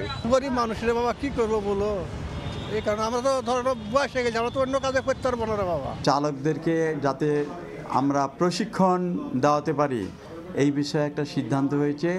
ইতিমধ্যে এই সিদ্ধান্তটা বাস্তবায়নের প্রক্রিয়াধীন রয়েছে। ট্রাফিক বিভাগ বলছে, অনিবন্ধিত 3 চাকার যান চলাচল বন্ধে অভিযান শুরু হয়েছে। অনুমোদনের যাদের নাই তারা যাতে চলতে না পারে তার জন্য আমরা একটা অ্যাপস ডেভেলপ করেছি। সেই অ্যাপসটার মাধ্যমে অন দ্য স্পটে আমাদের মোবাইল অ্যাপসের মাধ্যমে আমরা সেটা যাচাই করতে পারি যে কারটা বৈধ না অবৈধ। রাজশাহী নগরীতে বৈদ্যুতিক 3 চাকার যান চালানোর জন্য 21,000 চালককে ড্রাইভিং লাইসেন্স প্রদান করেছে সিটি কর্পোরেশন। মওদুদ রানা, সময় সংবাদ, রাজশাহী। রাজশাহী সিটি হাট সংলগ্ন মহাসড়কের পাশে ময়লা ফেলছে খোদ সিটি কর্পোরেশন। এমনকি হাটের ভেতরে নির্মাণ করা একমাত্র ডাম্পিং স্টেশন আবর্জনায় পূর্ণ হয়ে গেছে। এতে দুর্গন্ধে ভোগান্তি বেড়েছে এলাকাবাসীর। সিটি কর্তৃপক্ষ বলছে, ডাম্পিং স্টেশন বাড়ানোর নতুন প্রকল্প বাস্তবায়নের চেষ্টা চলছে। আব্দুস সালামের ছবিতে শাহিন আলমের রিপোর্ট। ভাগাড়ে আবর্জনার স্তূপ হয়েছে পাহাড়ের মতো। আশেপাশে নতুন করে বর্জ্য ফেলার কোনো জায়গা নেই। ভাগাড় সংলগ্ন মহাসড়কের 2 পাশও ভরে যাচ্ছে আবর্জনায়। রাজশাহী সিটি কর্পোরেশনের সব আবর্জনা ফেলা হয় ডাম্পিং স্টেশনে। 2018 সালে স্টেশনটি আবর্জনায় পূর্ণ হয়ে যায়। এরপর থেকে ময়লা ফেলা হচ্ছে রাজশাহী চাঁপাইনবাবগঞ্জ বাইপাস মহাসড়কের 2 পাশে। এদিকে দুর্গন্ধে ভোগান্তি বেড়েছে এলাকাবাসীর। অনেক সময় আবর্জনার কারণে সড়কটিতে ঘটছে দুর্ঘটনা। গরু মোষ সবই রাস্তা ধারে ফেলে রাখে, বুঝলে কিন্তু আর শুনে না। কলেজের ছেলে মেয়ের পড়ালেখার সময়তে সেই দুর্গন্ধে জানালা দিয়ে ঢুকে, তখন হচ্ছে তারা ক্লাস করতে পারে না সঠিকভাবে। পরিবেশটা দূষণ হয়েই থাকে, আর আমরা গন্ধতে নাককে নিঃশ্বাস নিতে পারি না। এই ময়লা ফেলার নামে যে ভাগাড় তৈরি করা, এটাকে উচ্ছেদ করা খুব জরুরি এবং এই ব্যাপারে সরকারের দৃষ্টি আকর্ষণের জন্য আমি জরুরিভাবে অনুরোধ করছি। সিটি কর্তৃপক্ষ বলছে, নতুন ডাম্পিং স্টেশন স্থাপনা ঊর্ধ্বতন কর্তৃপক্ষের কাছে প্রস্তাবনা পাঠানো আছে। অনুমোদন হলেই শুরু হবে কাজ। আমাদের নতুন ডাম্পিং গ্রাউন্ড আমরা এখনো করতে পারি নাই, তো এইটা করার জন্য আমরা গভর্নমেন্টকে একটা প্রজেক্ট সাবমিট করেছিলাম। তো সেটা এখনো অ্যাপ্রুভড হয় নাই, হয়তো অ্যাপ্রুভ হলে তখন নতুন জায়গা আমরা নিতে পারবো। 2003 সালে রাজশাহী মহানগরীর সিটি হাটের মধ্যেই 15 বিঘা জমির উপর নির্মাণ করা হয় ডাম্পিং স্টেশনটি। শাহিন আলম, সময় সংবাদ, রাজশাহী। নিয়ম নীতির তোয়াক্কা না করে চাঁপাইনবাবগঞ্জে লোকালের পাশে নির্মাণ করা হয়েছে ইট ভাটা। এমনকি 1.5 শতাধিকের মধ্যে পরিবেশ ছাড়পত্র আছে মাত্র 14% ভাটার। কয়লার বদলে এসব ইট তৈরির কারখানায় পোড়ানো হচ্ছে কাঠ। এলাকাবাসীরা জানান, পরিবেশ দূষণের পাশাপাশি সবচেয়ে বেশি ক্ষতি হচ্ছে আম বাগানের। জাহাঙ্গীর আলমের পাঠানো তথ্য, ছবিনের রিপোর্ট। বাগান থেকে গাছ কেটে নেওয়া হচ্ছে ইট ভাটায়। ইট উৎপাদনে কয়লার পরিবর্তে পোড়ানো হচ্ছে কাঠ। দূষিত ধোঁয়া ছড়িয়ে পড়ছে আশপাশের এলাকায়। সরকারি নিয়ম না মেনে চাঁপাইনবাবগঞ্জে লোকালয়ের পাশে নির্মাণ করা হয়েছে ইট ভাটা। ইট তৈরির এসব কারখানার ধোঁয়ায় দূষিত হচ্ছে আশপাশের এলাকার পরিবেশ। এলাকাবাসী জানায়, ধোঁয়ার কারণে সবচেয়ে বেশি ক্ষতিগ্রস্ত হচ্ছে আম বাগান। মুকুল ঝরে পড়া, পোকার আক্রমণ ও আম পচে যাচ্ছে বাগানগুলোতে। বারবার অভিযোগের পরও ভাটা স্থানান্তর করা হচ্ছে না বলে জানান স্থানীয়রা। আমাদের পুরো মাঠে নানা রকম কৃষিকাজ হতো, তো বর্তমানে ভাটার কারণে কৃষিকাজগুলো কমে যাচ্ছে। আম হয়েছে ফল ধরেই শুকিয়েছে আস্তে আস্তে, মানে প্রচুর ক্ষতি করছে ফসলের জমি। এখন ধরেন যে সব ভাটা হওয়াতে সব নষ্ট হয়ে গেল, ধোঁয়ার কারণে ছোট হয়ে যায়, ওই জন্য দাম পাওয়া যায় না। জেলার 1.5 শতাধিক ভাটার মধ্যে পরিবেশ ছাড়পত্র আছে মাত্র 14%। অবৈধ এসব ভাটার বিরুদ্ধে ব্যবস্থা নেওয়ার আশ্বাস সংশ্লিষ্ট বিভাগগুলোর। আমরা এই পরিবেশ অধিদপ্তর থেকে আপনার বিভিন্ন অবৈধ ইটভাটাগুলোকে এনফোর্সমেন্ট করেছে, ইতিমধ্যে জরিমানা করা হয়েছে। এছাড়া জেলা প্রশাসনের সাথে আমরা মানে যোগাযোগ রক্ষা করতেছি মোবাইল কোর্টের মাধ্যমে, তাদের আইনানুগ ব্যবস্থা নেওয়ার জন্য। ইটভাটার জন্য এই আম বাগানগুলো ক্ষতিগ্রস্ত হচ্ছে, ইতিমধ্যে সেগুলো বন্ধ করার জন্য জেলা প্রশাসন থেকে উদ্যোগ নেওয়া হয়েছে এবং ডিসি স্যারের নির্দেশনায় আমরা সেগুলো বন্ধ করার জন্য আমরা রীতিমতো তাদেরকে চিঠি দিয়েছি। পরিবেশ অধিদপ্তরের তথ্য মতে চাঁপাইনবাবগঞ্জে মোট ইট ভাটার সংখ্যা 158 আর পরিবেশ ছাড়পত্র আছে মাত্র 22টির। সময় সংবাদ, চাঁপাইনবাবগঞ্জ। 3 দিন পর থেকে 9 মাসের জন্য বন্ধ হচ্ছে সেন্ট মার্টিনে যাতায়াত। জীববৈচিত্র্য রক্ষায় 1 ফেব্রুয়ারি থেকে দেশের একমাত্র প্রবাল দ্বীপে ভ্রমণে কার্যকর হচ্ছে নিষেধাজ্ঞা। পর্যটন ব্যবসায়ীরা নিষেধাজ্ঞা শুরুর সময় 1 মাস পিছিয়ে দেওয়ার দাবি জানালেও এখনও পরিবর্তন হয়নি সিদ্ধান্ত। মোহাম্মদ ফরাজের ক্যামেরায় বিস্তারিত জানাচ্ছেন সুজাউদ্দিন রুবেল। দেশের সর্বদক্ষিণের দ্বীপ সেন্ট মার্টিন। কক্সবাজার থেকে সমুদ্র পথে 6 ঘন্টার জাহাজ যাত্রা শেষে দ্বীপটিতে পৌঁছান ভ্রমণ পিপাসুরা। সাগরের স্বচ্ছ নীল জলরাশি আর দ্বীপের অপরূপ সৌন্দর্যে মুগ্ধ সবাই। সেন্ট মার্টিন দ্বীপে প্রতি বছর 1 অক্টোবর থেকে 31 মার্চ পর্যন্ত যাতায়াত করেন পর্যটকরা, কিন্তু এবছর পর্যটক সীমিতকরণ সহ নানা বিধিনিষেধ জারি করে পরিবেশ, বন ও জলবায়ু পরিবর্তন মন্ত্রণালয়। গত বছর নভেম্বর থেকে চলতি বছরের জানুয়ারি পর্যন্ত ভ্রমণ করা সম্ভব হলেও আগামী ফেব্রুয়ারি থেকে অক্টোবর পর্যন্ত দেশের একমাত্র প্রবাল দ্বীপে যেতে পারবেন না পর্যটকরা। নির্দেশনা অনুযায়ী 31 জানুয়ারি শেষ হচ্ছে বছরের সেন্ট মার্টিন যাত্রা। এতে দুশ্চিন্তায় পড়েছেন ব্যবসায়ী ও বাসিন্দারা। তাদের দাবি, 2 মাসের আয় দিয়ে 12 মাস চলা সম্ভব নয়। এজন্য ফেব্রুয়ারি পর্যন্ত দ্বীপ উন্মুক্ত রাখার দাবি তাদের। 2 মাসের ইনকাম দিয়ে বাকি 10 মাস আমরা কোনোভাবেই চলতে পারবো না। অতীতে এরকম কোনো সংকট হয় নাই, এ ধরনের মারাত্মক ধরনের সংকট পড়ার আশঙ্কা রয়েছে। উপদেষ্টা মহোদয়ের সিদ্ধান্তের আলোকে আমরা যাতে ফেব্রুয়ারিটা পাই। মন্ত্রণালয়ের নির্দেশনা ছাড়া ভ্রমণ সময় বাড়ানো সম্ভব নয় বলে জানিয়েছে প্রশাসন। এখন পর্যন্ত সরকারের কাছ থেকে আমাদের কাছে কোনো নির্দেশনা আসেনি বর্ধিত করার বিষয়ে। যদি সরকার বর্ধিতকরণের কোনো নির্দেশনা প্রদান করে সেক্ষেত্রে সেই অনুযায়ী ব্যবস্থা নেওয়া। 17 বর্গ কিলোমিটার আয়তনের দ্বীপটিতে বসবাস করেন 10,000-এর বেশি মানুষ। সুজাউদ্দিন রুবেল, সময় সংবাদ, কক্সবাজার। ভোরের সময় ছিল আমার কাছে। পরবর্তী সংবাদগুলো জানাতে সঙ্গে থাকবেন মাহাদির রুবো। ইয়ানুর, আপনাকে ধন্যবাদ। আবারও রেল চলাচল প্রসঙ্গ। রানিং স্টাফদের কর্মবিরতি প্রত্যাহারের খবরে স্টেশনে আসতে শুরু করেছেন যাত্রীরা। এই মুহূর্তে রংপুরে আছেন সহকর্মী রেদওয়ান হিমেল, বগুড়ার সান্তাহার জংশনে MR রকি, সিলেটে আছেন অপু বণিক এবং ময়মনসিংহে আছেন ওবায়দুল হক। সরাসরি শুরুতেই যাচ্ছি হিমেলের কাছে। হিমেল, দেখেন, আপনাদেরকে জানিয়ে রাখি যে সোমবার মধ্যরাত থেকে সারা দেশের মতো কিন্তু রংপুরের যে রেল যোগাযোগ সেবা সেটা কিন্তু একেবারে বন্ধ হয়ে যায়। যে স্টাফদের যে কর্মবিরতি সেটা আসলে চলতে থাকে। সবকিছু মিলেই যদি বলি যে এতে করে যদি যারা রেলের যারা যাত্রী রয়েছেন তাদের কিন্তু অনেকটা দুর্ভোগ পোহাতে হয়। অনেকেই কিন্তু আসলে এই খবর না জেনে অনেকটা ক্ষোভ প্রকাশ করে এই রেল স্টেশন থেকে ঘুরে গিয়েছেন, এরকম তথ্য কিন্তু আমাদেরকে তারা জানিয়েছেন। এবং আমরা দেখেছি যারা লোকাল ট্রেনে যাত্রী রয়েছে এবং যারা দূরের যাত্রী রয়েছে সবকিছু মিলে তারা কিন্তু এই রেল স্টেশনে এসে অনেকটা ক্ষোভের প্রকাশ করেছেন এবং তাদের যেই গন্তব্যে যাওয়ার ক্ষেত্রে যেই বিড়ম্বনা এবং যেই কষ্ট পোহাতে হচ্ছে এটার কিন্তু একেবারেই সীমা পরিসীমা আমরা প্রতীয়মান পেয়েছি রংপুরের এই রেলওয়ে স্টেশনে।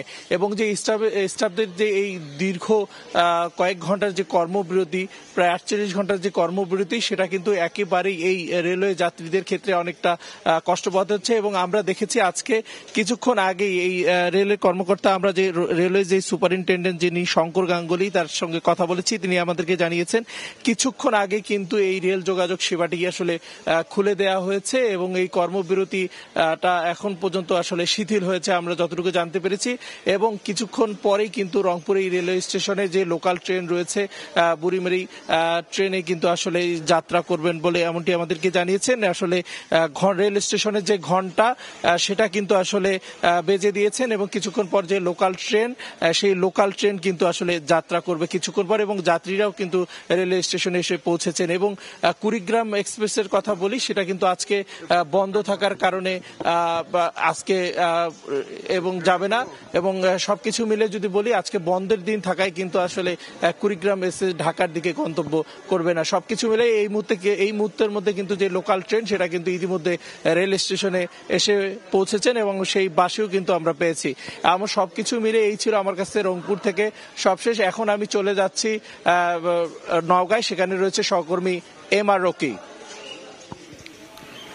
উত্তর পশ্চিমাঞ্চলের যেসব রেল যোগাযোগের মাধ্যমের মধ্যে কিন্তু সান্তাহার, বগুড়া এবং রংপুরের এই অঞ্চলের উপর দিয়ে যে ট্রেনগুলো যায়, স্বাভাবিকভাবে গতকালকের এই ধর্মঘটের পর থেকেই কিন্তু এক ধরনের দুর্ভোগ নেমে আসে এবং হাজারো যারা যাত্রী, যারা দূর দিগন্তে যাওয়ার জন্য এই স্টেশনগুলোতে ছুটে আসছিলেন, তারা বেশ ভোগান্তির মধ্যে ছিলেন। এবং এখন পর্যন্ত আমরা দেখছিলাম যে গতকাল রাতে যে বৈঠক হয়েছে, সেই বৈঠকে যে সিদ্ধান্তগুলো দেওয়া হয়েছে, রেলের রানিং অ্যালাউন্স সহ অন্যান্য যেসব সুযোগ সুবিধা, বেতনের যেসব কাঠামো ছিল, এই কাঠামোগুলো পূরণ করার পর থেকে রেল বিভাগের কর্মকর্তারা যে দাবিটা মেনে নিয়েছে এবং তাদের রেল ইতিমধ্যে কিন্তু সংযোগ চালু করা হয়েছে। তবে আমরা এখন পর্যন্ত এই সান্তাহার স্টেশনের উপর দিয়ে কোনো ট্রেন আমরা যাতায়াত দেখছি না। তবে স্টাফদের সঙ্গে কথা বলেছি, তাদের দাবি দেওয়া যেহেতু মেনে নেওয়া হয়েছে, তারা স্বাভাবিকভাবে কর্মে যোগ দিয়েছেন এবং খুব শীঘ্রই গন্তব্যের যেসব ট্রেন রয়েছে, দূরের ঢাকা, পঞ্চগড় থেকে ছেড়ে আসা বিভিন্ন যেসব ট্রেন রয়েছে, এই ট্রেনগুলো কিন্তু ইতিমধ্যে ছেড়েছে এবং যাত্রীরা আমরা দেখছিলাম স্টেশনগুলোতে আসা শুরু করেছেন। অনেকেই দূরে যাওয়ার জন্য তাদের একটা প্রস্তুতি নিয়ে এসেছেন এবং এই প্রস্তুতি গতকালকে আসলে এক ধরনের ভোগান্তির কথা বলছিলেন এখানকার যাত্রীরা। তারা বলছেন স্বাভাবিকভাবে তাদের যে লক্ষ্য থাকে যে দূরে যাওয়ার জন্য যে প্রস্তুতি নিয়ে গতকালকে এসেছিলেন, হঠাৎ করে এরকম একটি ছন্দপতন, বেশ ভোগান্তি এবং বেশ বেগ পেতে হয়েছে। তবে আজকে কিন্তু যেহেতু এই পরিস্থিতি অনেকটাই স্বাভাবিক এবং স্বাভাবিক এই প্রক্রিয়ার কারণে তাদের বেশ সন্তোষ প্রকাশ করছিলাম রেলের যারা যাত্রী। এবং এই পরিস্থিতিতে দ্রুত যেন সমাধা এবং গন্তব্যে যেতে পারেন, রেলের স্বাভাবিক যে শিডিউল রয়েছে, শিডিউলগুলো যেন স্বাভাবিক থাকে এবং সেই শিডিউলের উপর ভিত্তি করে কিন্তু যাত্রীদের একটা স্বস্তির আশ্বাস তারা পাচ্ছেন এবং তারা বলছেন যে যাত্রীরা এখানে এসেছেন যারা, তারা দ্রুত যেন গন্তব্যে যেতে পারেন, সেই চিত্রটি কিন্তু এখানে স্টাফ এবং যাত্রীদের দিক থেকে আমরা দেখতে পাচ্ছিলাম। তো আমরা আরও খবর জানবো, আমাদের সহকর্মী রয়েছেন সিলেটের অপু বণিক, সেখানকার সার্বিক পরিস্থিতি জানাবেন।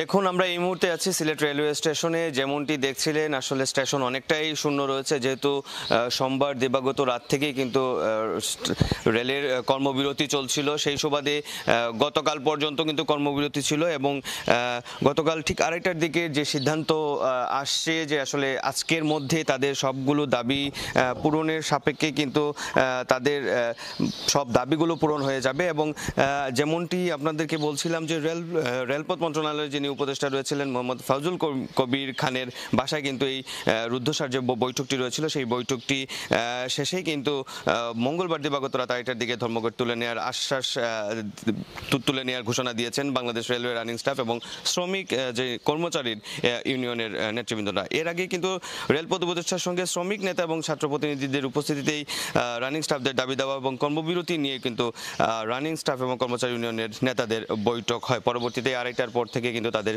কর্মবিরতি তুলে নেন। যেমনটি দেখছেন যে সিলেটের রেলওয়ে স্টেশনে বর্তমান পরিস্থিতি, যাত্রীদের চাপ অনেকটাই কম এবং আজকে ঠিক আজকে ঠিক 6:15 কিন্তু কালনি সিলেট থেকে ঢাকার উদ্দেশ্যে ছেড়ে গিয়েছে এবং আমরা তেমন যাত্রী দেখতে পাইনি এবং অনেকেই যেহেতু টিকিট রিফান্ড করেছেন এবং সেই টিকিট রিফান্ডের কারণে অনেকেই কিন্তু তার যাত্রাটা অন্য রুটে দিয়ে পরিচালনা করেছেন এবং আজকে ঠিক 10:30টার দিকে আরেকটি ট্রেন সিলেট থেকে কিন্তু চট্টগ্রামের উদ্দেশ্যে ছেড়ে যাবে। তো এই ছিল বর্তমানে কর্মবিরতির পর আবার পুনরায় রেলপথ সচল হওয়ার আমার কাছে সিলেট থেকে একদম সর্বশেষ। এই মুহূর্তে চলে যাব ময়মনসিংহ, সেখানে রয়েছেন আমাদের সহকর্মী ওবায়দুল। রানিং স্টাফদের কর্মবিরতি প্রত্যাহার করা হলেও ময়মনসিংহ স্টেশন থেকে এখন পর্যন্ত কোনো ট্রেন ছেড়ে যায়নি, অর্থাৎ ট্রেন পরিচালনার কাজে যারা রয়েছেন তারা কিন্তু এখনো পর্যন্ত স্টেশনে এসে পৌঁছাননি, যার ফলে এখানে কোনো ধরনের টিকিট বিক্রি কিন্তু এখনো পর্যন্ত শুরু হয়নি। এখানে এই ময়মনসিংহ রেলওয়ে স্টেশনে ময়মনসিংহ এক্সপ্রেসের আপ ডাউন অর্থাৎ বোয়াপুরগামী এবং চট্টগ্রামগামী দুটি মেইল ট্রেন কিন্তু এখানে রয়েছে। এছাড়া জারিয়া জান্দেলগামী এবং মোহনগঞ্জগামী দুটি লোকাল ট্রেন রয়েছে। এছাড়া ঢাকাগামী একটি ট্রেন হাওড়া এক্সপ্রেস রয়েছে। তবে যারা রাতে খবর পেয়েছেন যে ট্রেন চলাচল শুরু হবে তারা কিন্তু একে একে আসতে শুরু করেছেন, তবে যাত্রীর সংখ্যা একেবারেই সীমিত, যার কারণে এখনো যাত্রী সেভাবে আসেনি। পাশাপাশি যারা ট্রেন আসলে পরিচালনার কাজে যারা আছেন তারাও কিন্তু এখনো পর্যন্ত স্টেশনে এসে পৌঁছাননি, যার ফলে এই টিকিট বিক্রি শুরু হয়নি। তবে যারা বিভিন্ন রুটে যাবেন, বিভিন্ন এলাকায় যাবেন, তারা কিন্তু ইতিমধ্যে আসতে শুরু করছেন। শিক্ষার্থী সহ বিভিন্ন যারা কর্মজীবী মানুষজন আছেন তারা কিন্তু এই ট্রেন চলাচলের খবর শুনে কিন্তু সকাল সকাল তারা চলে এসেছেন। তবে এখনো পর্যন্ত ট্রেন ছেড়ে যায়নি এবং দেওয়ানগঞ্জ থেকে যেটি আরেকটি ট্রেন ঢাকাগামী জামালপুর কমিউটার ট্রেন, সেটি কিন্তু 7:25 দিকে এখানে আসার কথা রয়েছে। তবে ট্রেনে যারা আসলে স্টেশন মাস্টার রয়েছে তারা বলছেন যে আজকে যেহেতু এখনো পর্যন্ত ট্রেন চলাচল শুরু হয়নি, সেহেতু আজকে ট্রেন চলাচলে কিছুটা শিডিউল বিপর্যয় হবে। তবে যাত্রীরা বলছেন দ্রুত এই যেন স্বাভাবিক হয় ট্রেন চলাচল। তো এই ছিল ময়মনসিংহ রেলওয়ে স্টেশন থেকে আমার কাছে সবশেষ তথ্য। দেশের বিভিন্ন স্থান থেকে জানছিলাম রেল চলাচলের সবশেষ খবরাখবর।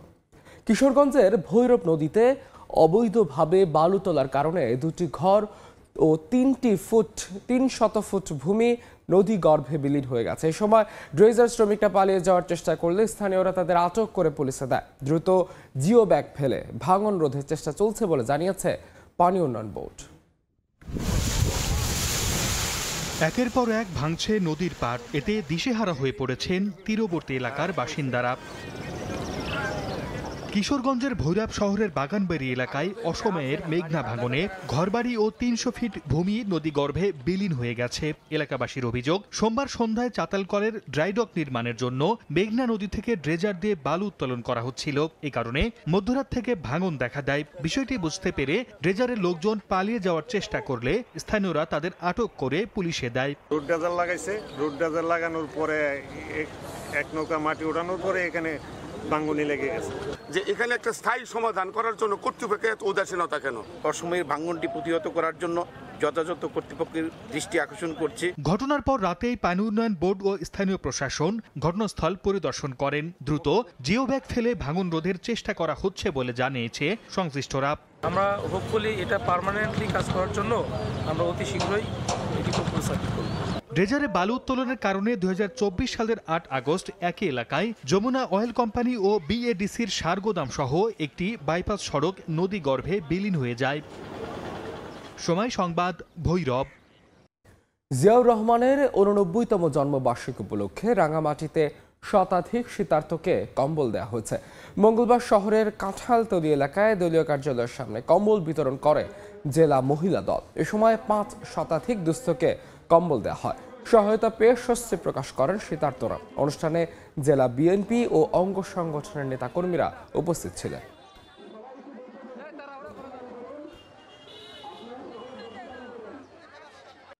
গোপালগঞ্জের টুঙ্গিপাড়ায় 2023-24 অর্থ বছরে গ্রামীণ অবকাঠামো সংস্কার কর্মসূচির আওতায় সম্পূর্ণ 2টি নির্মাণ কাজ পরিদর্শন করেছে জেলা দুর্নীতি দমন কমিশন। মঙ্গলবার দুদক কার্যালয়ের সহকারী পরিচালক সৌরভ হোসেন সোহেলের নেতৃত্বে একটি দল এই অভিযান চালায়। এ সময় চর গোপালপুর ওবায়দা রাস্তা থেকে ভেন্নাবাড়ি বৈদ্যবাড়ি পর্যন্ত মাটির রাস্তা নির্মাণ কাজ পরিদর্শন করেন। তারা পরে পুকুর দিয়া পান্না শেখের বাড়ি থেকে ছোট ডুমুরিয়ার HBB রোড পর্যন্ত মাটির রাস্তার কাজও ঘুরে দেখেন তারা।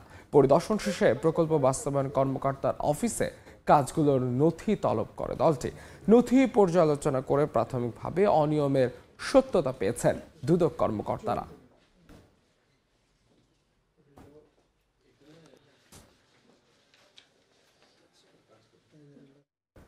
বিগত সরকারের আমলে সংসদ সদস্যদের দুর্নীতি ও লুটপাটের কারণে ঢাকার অন্যান্য জেলার উন্নতি হলেও শরীয়তপুরে লাগেনি উন্নয়নের ছোঁয়া। নতুন বাংলাদেশে গণমাধ্যম কর্মী ও রাজনীতিবিদদের নিয়ে জেলার উন্নয়নে কাজ করার প্রত্যয় ব্যক্ত করেছেন শরীয়তপুর জেলা বিএনপির সভাপতি শফিকুর রহমান। মঙ্গলবার জাতীয় প্রেস ক্লাবে শরীয়তপুর সাংবাদিক সমিতি ঢাকার নবনির্বাচিত কমিটির অভিষেক অনুষ্ঠানে তিনি কথা বলেন। নবনির্বাচিত কমিটির সভাপতি হাবিবুর রহমান পলাশের সভাপতিত্বে অনুষ্ঠানে উপস্থিত ছিলেন রাষ্ট্রপতির সাবেক প্রেস সচিব আব্দুল আওয়াল হাওলাদার, পপুলার লাইফ ইন্স্যুরেন্সের ব্যবস্থাপনা পরিচালক BM ইউসুফ আলী এবং চিকিৎসক সাখাওয়াত হোসেন।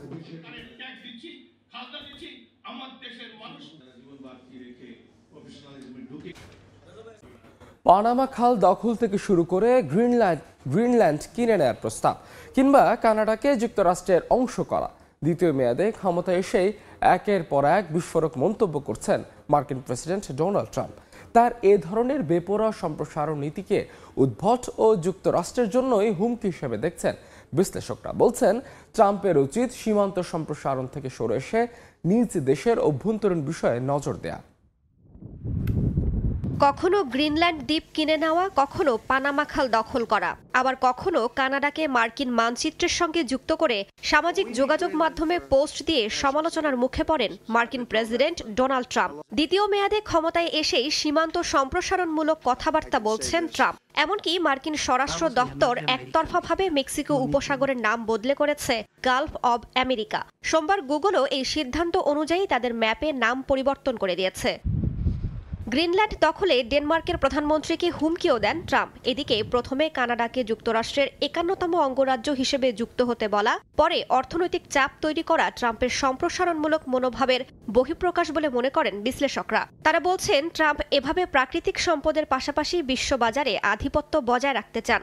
বেলজিয়ামের ইন্টারন্যাশনাল ক্রাইসিস গ্রুপের বিশ্লেষক সারা হ্যারিসন বলেন, ট্রাম্পের এই সম্প্রসারণ নীতি প্রতিদ্বন্দ্বী চীনকে মোকাবিলা ও আন্তর্জাতিক বাণিজ্যিক রুটগুলো দখলের সঙ্গে সম্পৃক্ত। ডোনাল্ড ট্রাম্পের সাম্রাজ্য গড়ে তোলার এই স্বপ্নকে উদ্ভট ও যুক্তরাষ্ট্রের জন্য হুমকি বলে মনে করছেন বিশেষজ্ঞরা। অনেকে এটিকে যুক্তরাষ্ট্রের 37তম প্রেসিডেন্ট রিচার্ড নিক্সনের ম্যাডম্যান থিওরির সঙ্গেও তুলনা করছেন। 1971 সালে ভিয়েতনাম যুদ্ধের সময় মনস্তাত্ত্বিক এই কৌশল ব্যবহার করে পরমাণু অস্ত্র ব্যবহারের হুমকি তৈরি করেছিলেন নিক্সন। ট্রাম্পও এই দ্বীপ ও দেশগুলোকে ভয় দেখানোর চেষ্টা করছেন।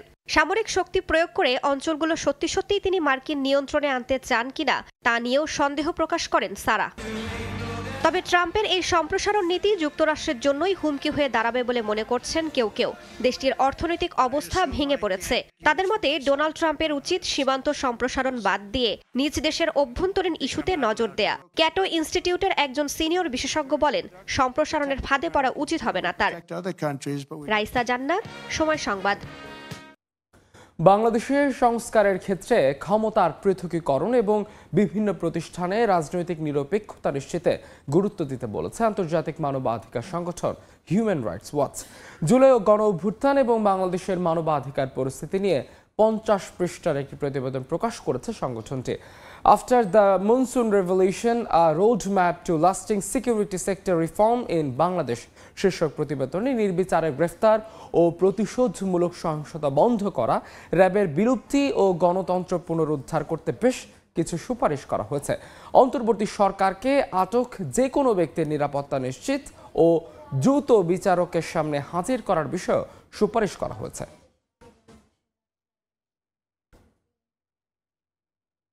সৌদি আরবে দক্ষ কর্মী পাঠাতে নতুন উদ্যোগ গ্রহণ করেছে বাংলাদেশ সরকার, যা ভবিষ্যতে সৃষ্টি করবে বিপুল পরিমাণে কর্মসংস্থানের সুযোগ।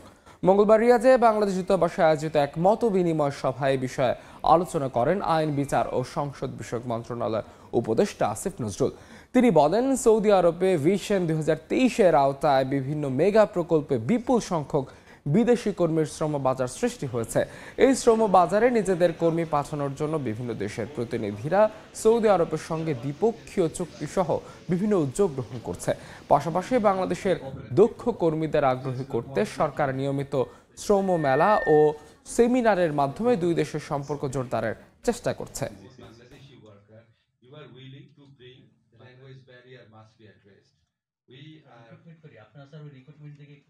অবশ্যই আসবেন, আপনারা দেশের জন্য আপনি চলে এসে দেশের উপকার করতেছেন, দেশের বেকার সমস্যা কমতেছে, আবার এখান থেকে এসে আপনার পরিবারকে সাপোর্ট করে আরেকটা উপকার করতেছেন, রেমিটেন্স পাঠা আবার আরেকটা উপকার করতেছেন। যারা আপনারা প্রপার চাকরি পাবেন তাদের তো নিজের জন্য উপকার, পরিবারের জন্য, দেশের জন্য, কিন্তু একটু খোঁজ খবর নিয়ে আসতে হবে। পর্দা উঠল ৪৮তম কলকাতা আন্তর্জাতিক বইমেলা। শহরের স্টক লেকের বই মেলা প্রাঙ্গণে মেলার আনুষ্ঠানিক সূচনা করেন ভারতের পশ্চিমবঙ্গের মুখ্যমন্ত্রী মমতা বন্দ্যোপাধ্যায়। এবার আন্তর্জাতিক এই আয়োজনের থিম কান্ট্রি জার্মানির রাষ্ট্রদূত ছাড়াও মেলার আয়োজকরাও সেখানে উপস্থিত ছিলেন। তবে এবার কলকাতা বইমেলায় নেই বাংলাদেশ। উদ্বোধনী দিনে বাংলাদেশি প্যাভিলিয়ন খুঁজে না পেয়ে অনেকেই হতাশ হয়ে ফিরেছেন। বিস্তারিত জানাচ্ছেন সুব্রত আচার্য, ছবি তুলেছেন বিশ্বজিৎ দাস। ডিজিটালের প্রভাব বাড়লেও বইয়ের প্রভাব কমেনি। বই হৃদয়কে সাজায়, তাই বেশি বেশি বই পড়ুন। ৪৮তম কলকাতা বইমেলার উদ্বোধনী ভাষণে পশ্চিমবঙ্গের মুখ্যমন্ত্রী মমতা বন্দ্যোপাধ্যায় একথা বলেন। মঙ্গলবার কলকাতার সল্টলেকে বইমেলা প্রাঙ্গণে আয়োজিত অনুষ্ঠানে রীতি মেনে ৪৮ বার টেবিলে পরপর হাতুড়ি পিটিয়ে বই পার্বণের আনুষ্ঠানিক সূচনা করেন তিনি। যে বাড়িতে বই সাজানো থাকে না, কিরকম যেন একটা মনে হয়। বই হচ্ছে একটা অন্যতম, বলতে পারেন ইটস নট ডেকোরেশন, এটা হৃদয়ের ডেকোরেশন। বই হচ্ছে আমাদের friend, philosopher and guide. Kolkata বইমেলায় এবার নেই বাংলাদেশের প্যাভিলিয়ন।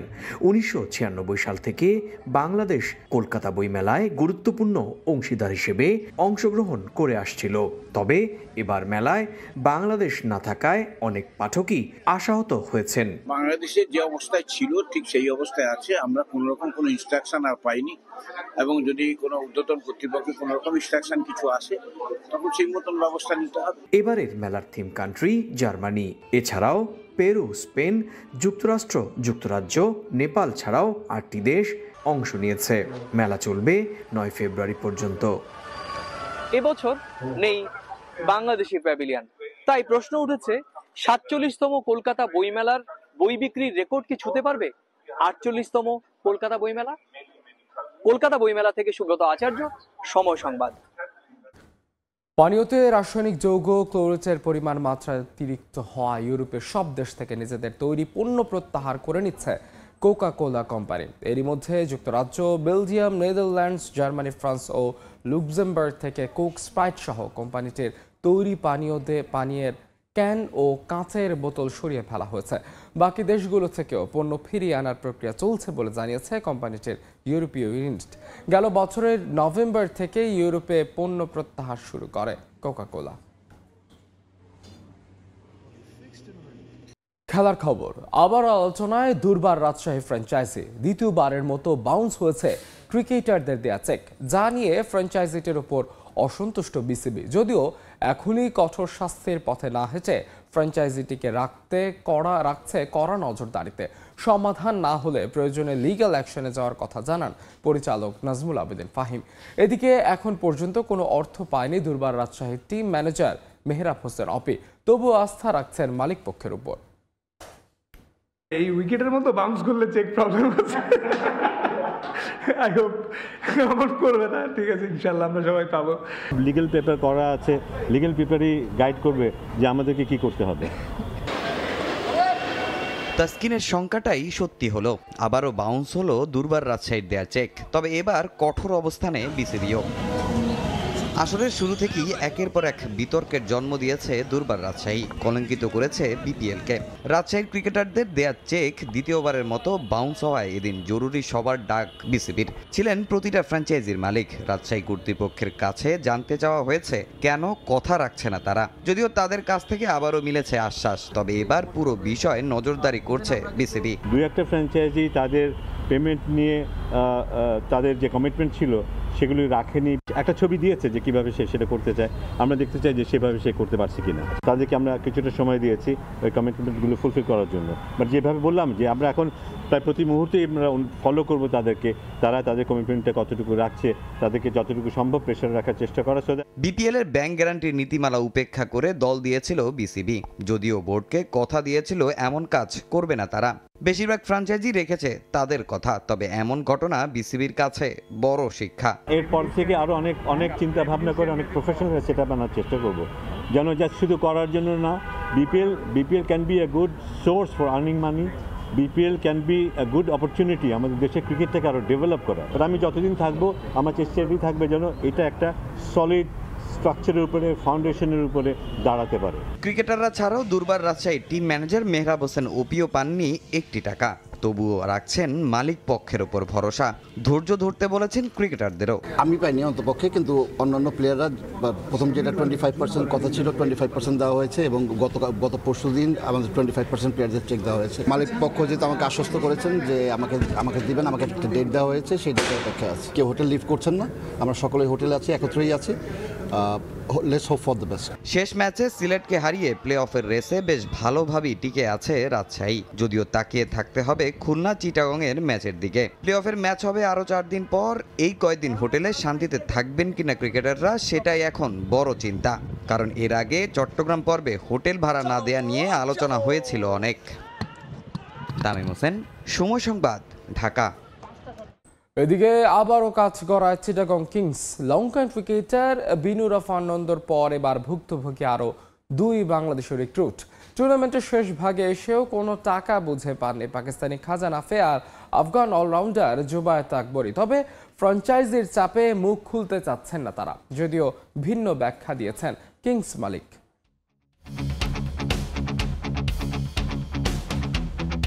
সোশ্যাল মিডিয়ায় বিপিএল এর নতুন নাম বকেয়া প্রিমিয়ার লিগ।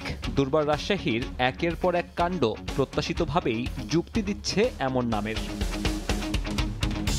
তবে ফারুক আহমেদের নতুন বিপিএলে রাজশাহীর সঙ্গে পারিশ্রমিক নিয়ে টালবাহানায় সমানে টেক্কা দিচ্ছে চিটাগং কিংস।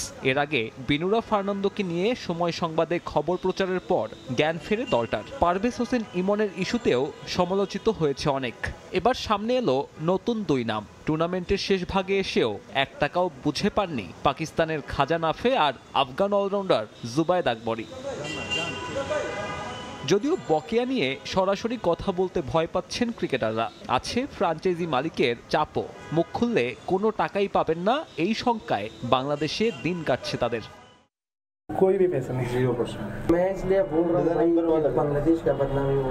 নতুন অভিযোগ নিয়ে যোগাযোগ করা হয় দলটার স্বত্বাধিকারের সঙ্গে। জুবায়েত আকবরীর বিষয়টা উড়িয়ে দিলেও স্বীকার করেছেন খাজা নাফের ইস্যু।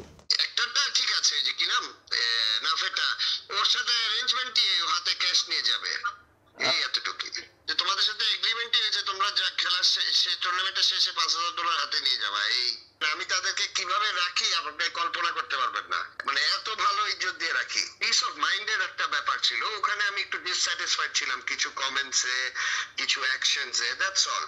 বিপিএল এর বাইলস অনুযায়ী টুর্নামেন্টের মাঝভাগে এসে চুক্তির অন্তত অর্ধেক টাকা ক্রিকেটারকে বুঝিয়ে দিতে হবে। খাজা নাফের সঙ্গে কিংসের চুক্তিটা ড্রাফটের বাইরে হওয়ায় অবশ্য এমন নিয়ম মানার বাধ্যবাধকতা নেই। তবে বিপিএল এর যে পরিস্থিতি, তাতে এসব বিদেশিদের মাঝে পাওনা টাকা পাওয়ার ব্যাপারে শঙ্কা বাড়ছে প্রতিদিন।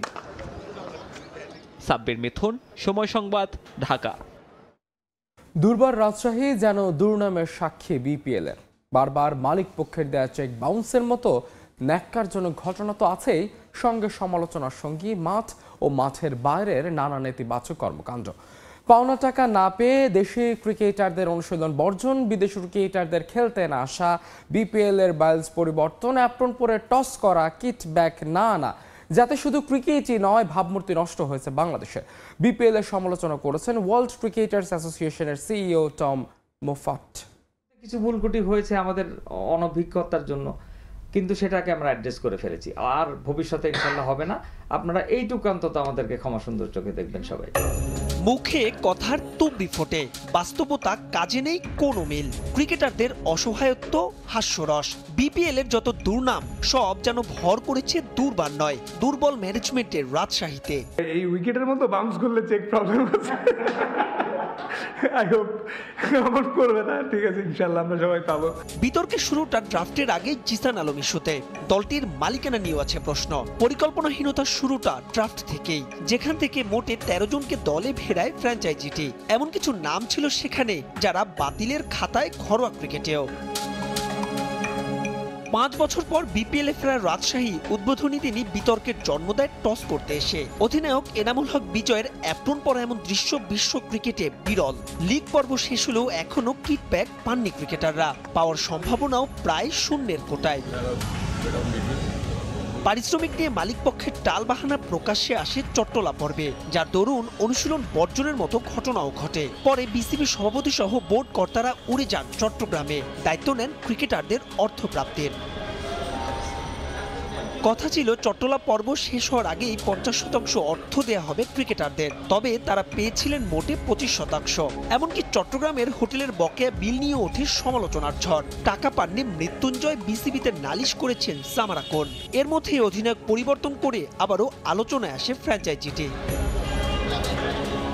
সমালোচনার 16 কলা পূর্ণ হয় গেল রোববার, যেদিন পাওনা টাকার দাবিতে ম্যাচ খেলতে অস্বীকৃতি জানান দলটির বিদেশি ক্রিকেটাররা। বাধ্য হয়ে টুর্নামেন্টের বাইলজে পরিবর্তন আনে বিসিবি।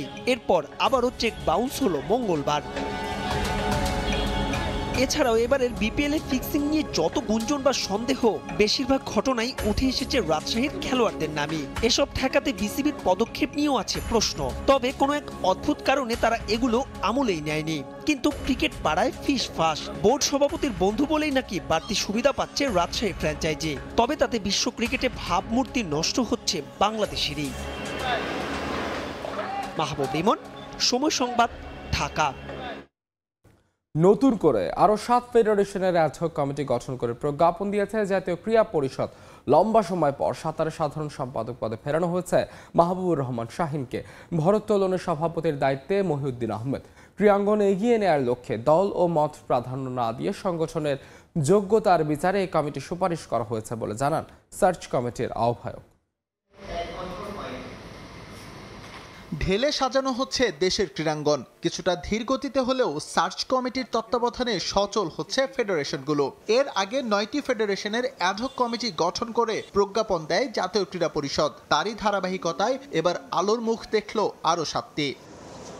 নতুন কমিটিগুলোর মধ্যে সুইমিং ফেডারেশন নিয়ে প্রত্যাশা একটু বেশি। সাবেক সাধারণ সম্পাদক মাহবুবুর রহমান শাহিনকে একই দায়িত্বে ফেরানো হয়েছে 13 বছর পর। সাফে নিয়মিত ভালো করা ভারোত্তোলন ফেডারেশনের অ্যাডহক কমিটির প্রধানের দায়িত্ব পেয়েছেন মহিউদ্দিন আহমেদ। ক্রীড়াঙ্গনের এই সংকটময় পরিস্থিতিতে কাজটা চ্যালেঞ্জিং হলেও প্রত্যাশা পূরণ করার লক্ষ্য তাদের। আমাকে সাঁতারু তৈরি করতে হবে, এটা হচ্ছে মূল চ্যালেঞ্জ। কারণ যদি আমি সাঁতারু তৈরি করতে না পারি, আমি কোনো চ্যালেঞ্জে যেতে পারবো না। আমরা অ্যাথলেটদের অভিভাবক হিসাবে কাজ করি, সংগঠক হিসাবে কাজ করি। সেক্ষেত্রে যখনই একটা নতুন কমিটি আসবে, সেই কমিটি চেষ্টা করবে যে খেলাধুলা যেন মাঠে থাকে।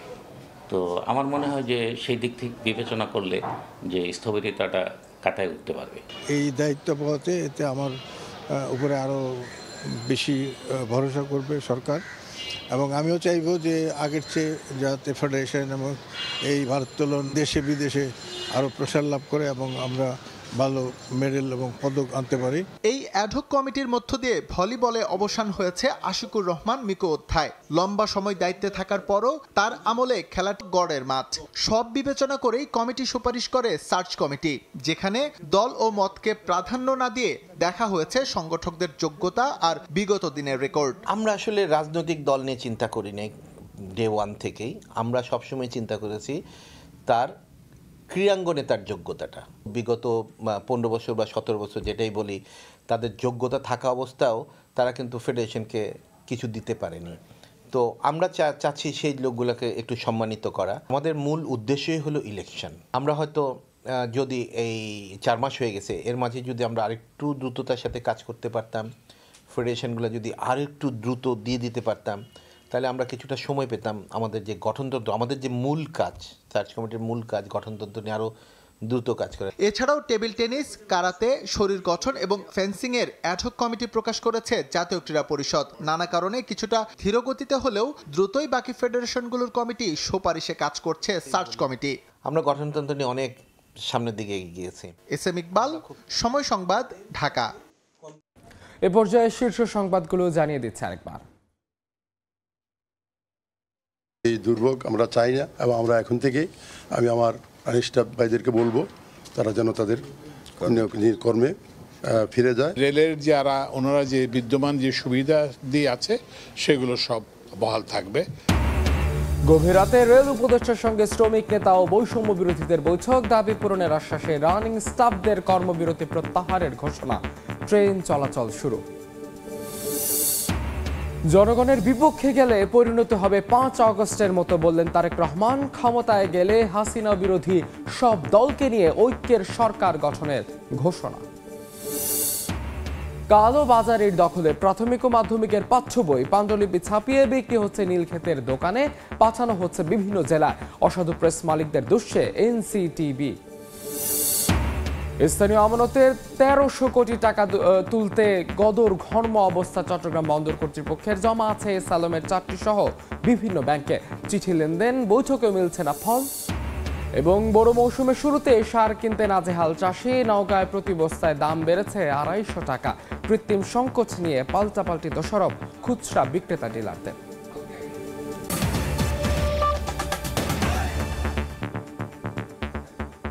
এই ছিল ভোরের সময়, সঙ্গে থাকুন সময়।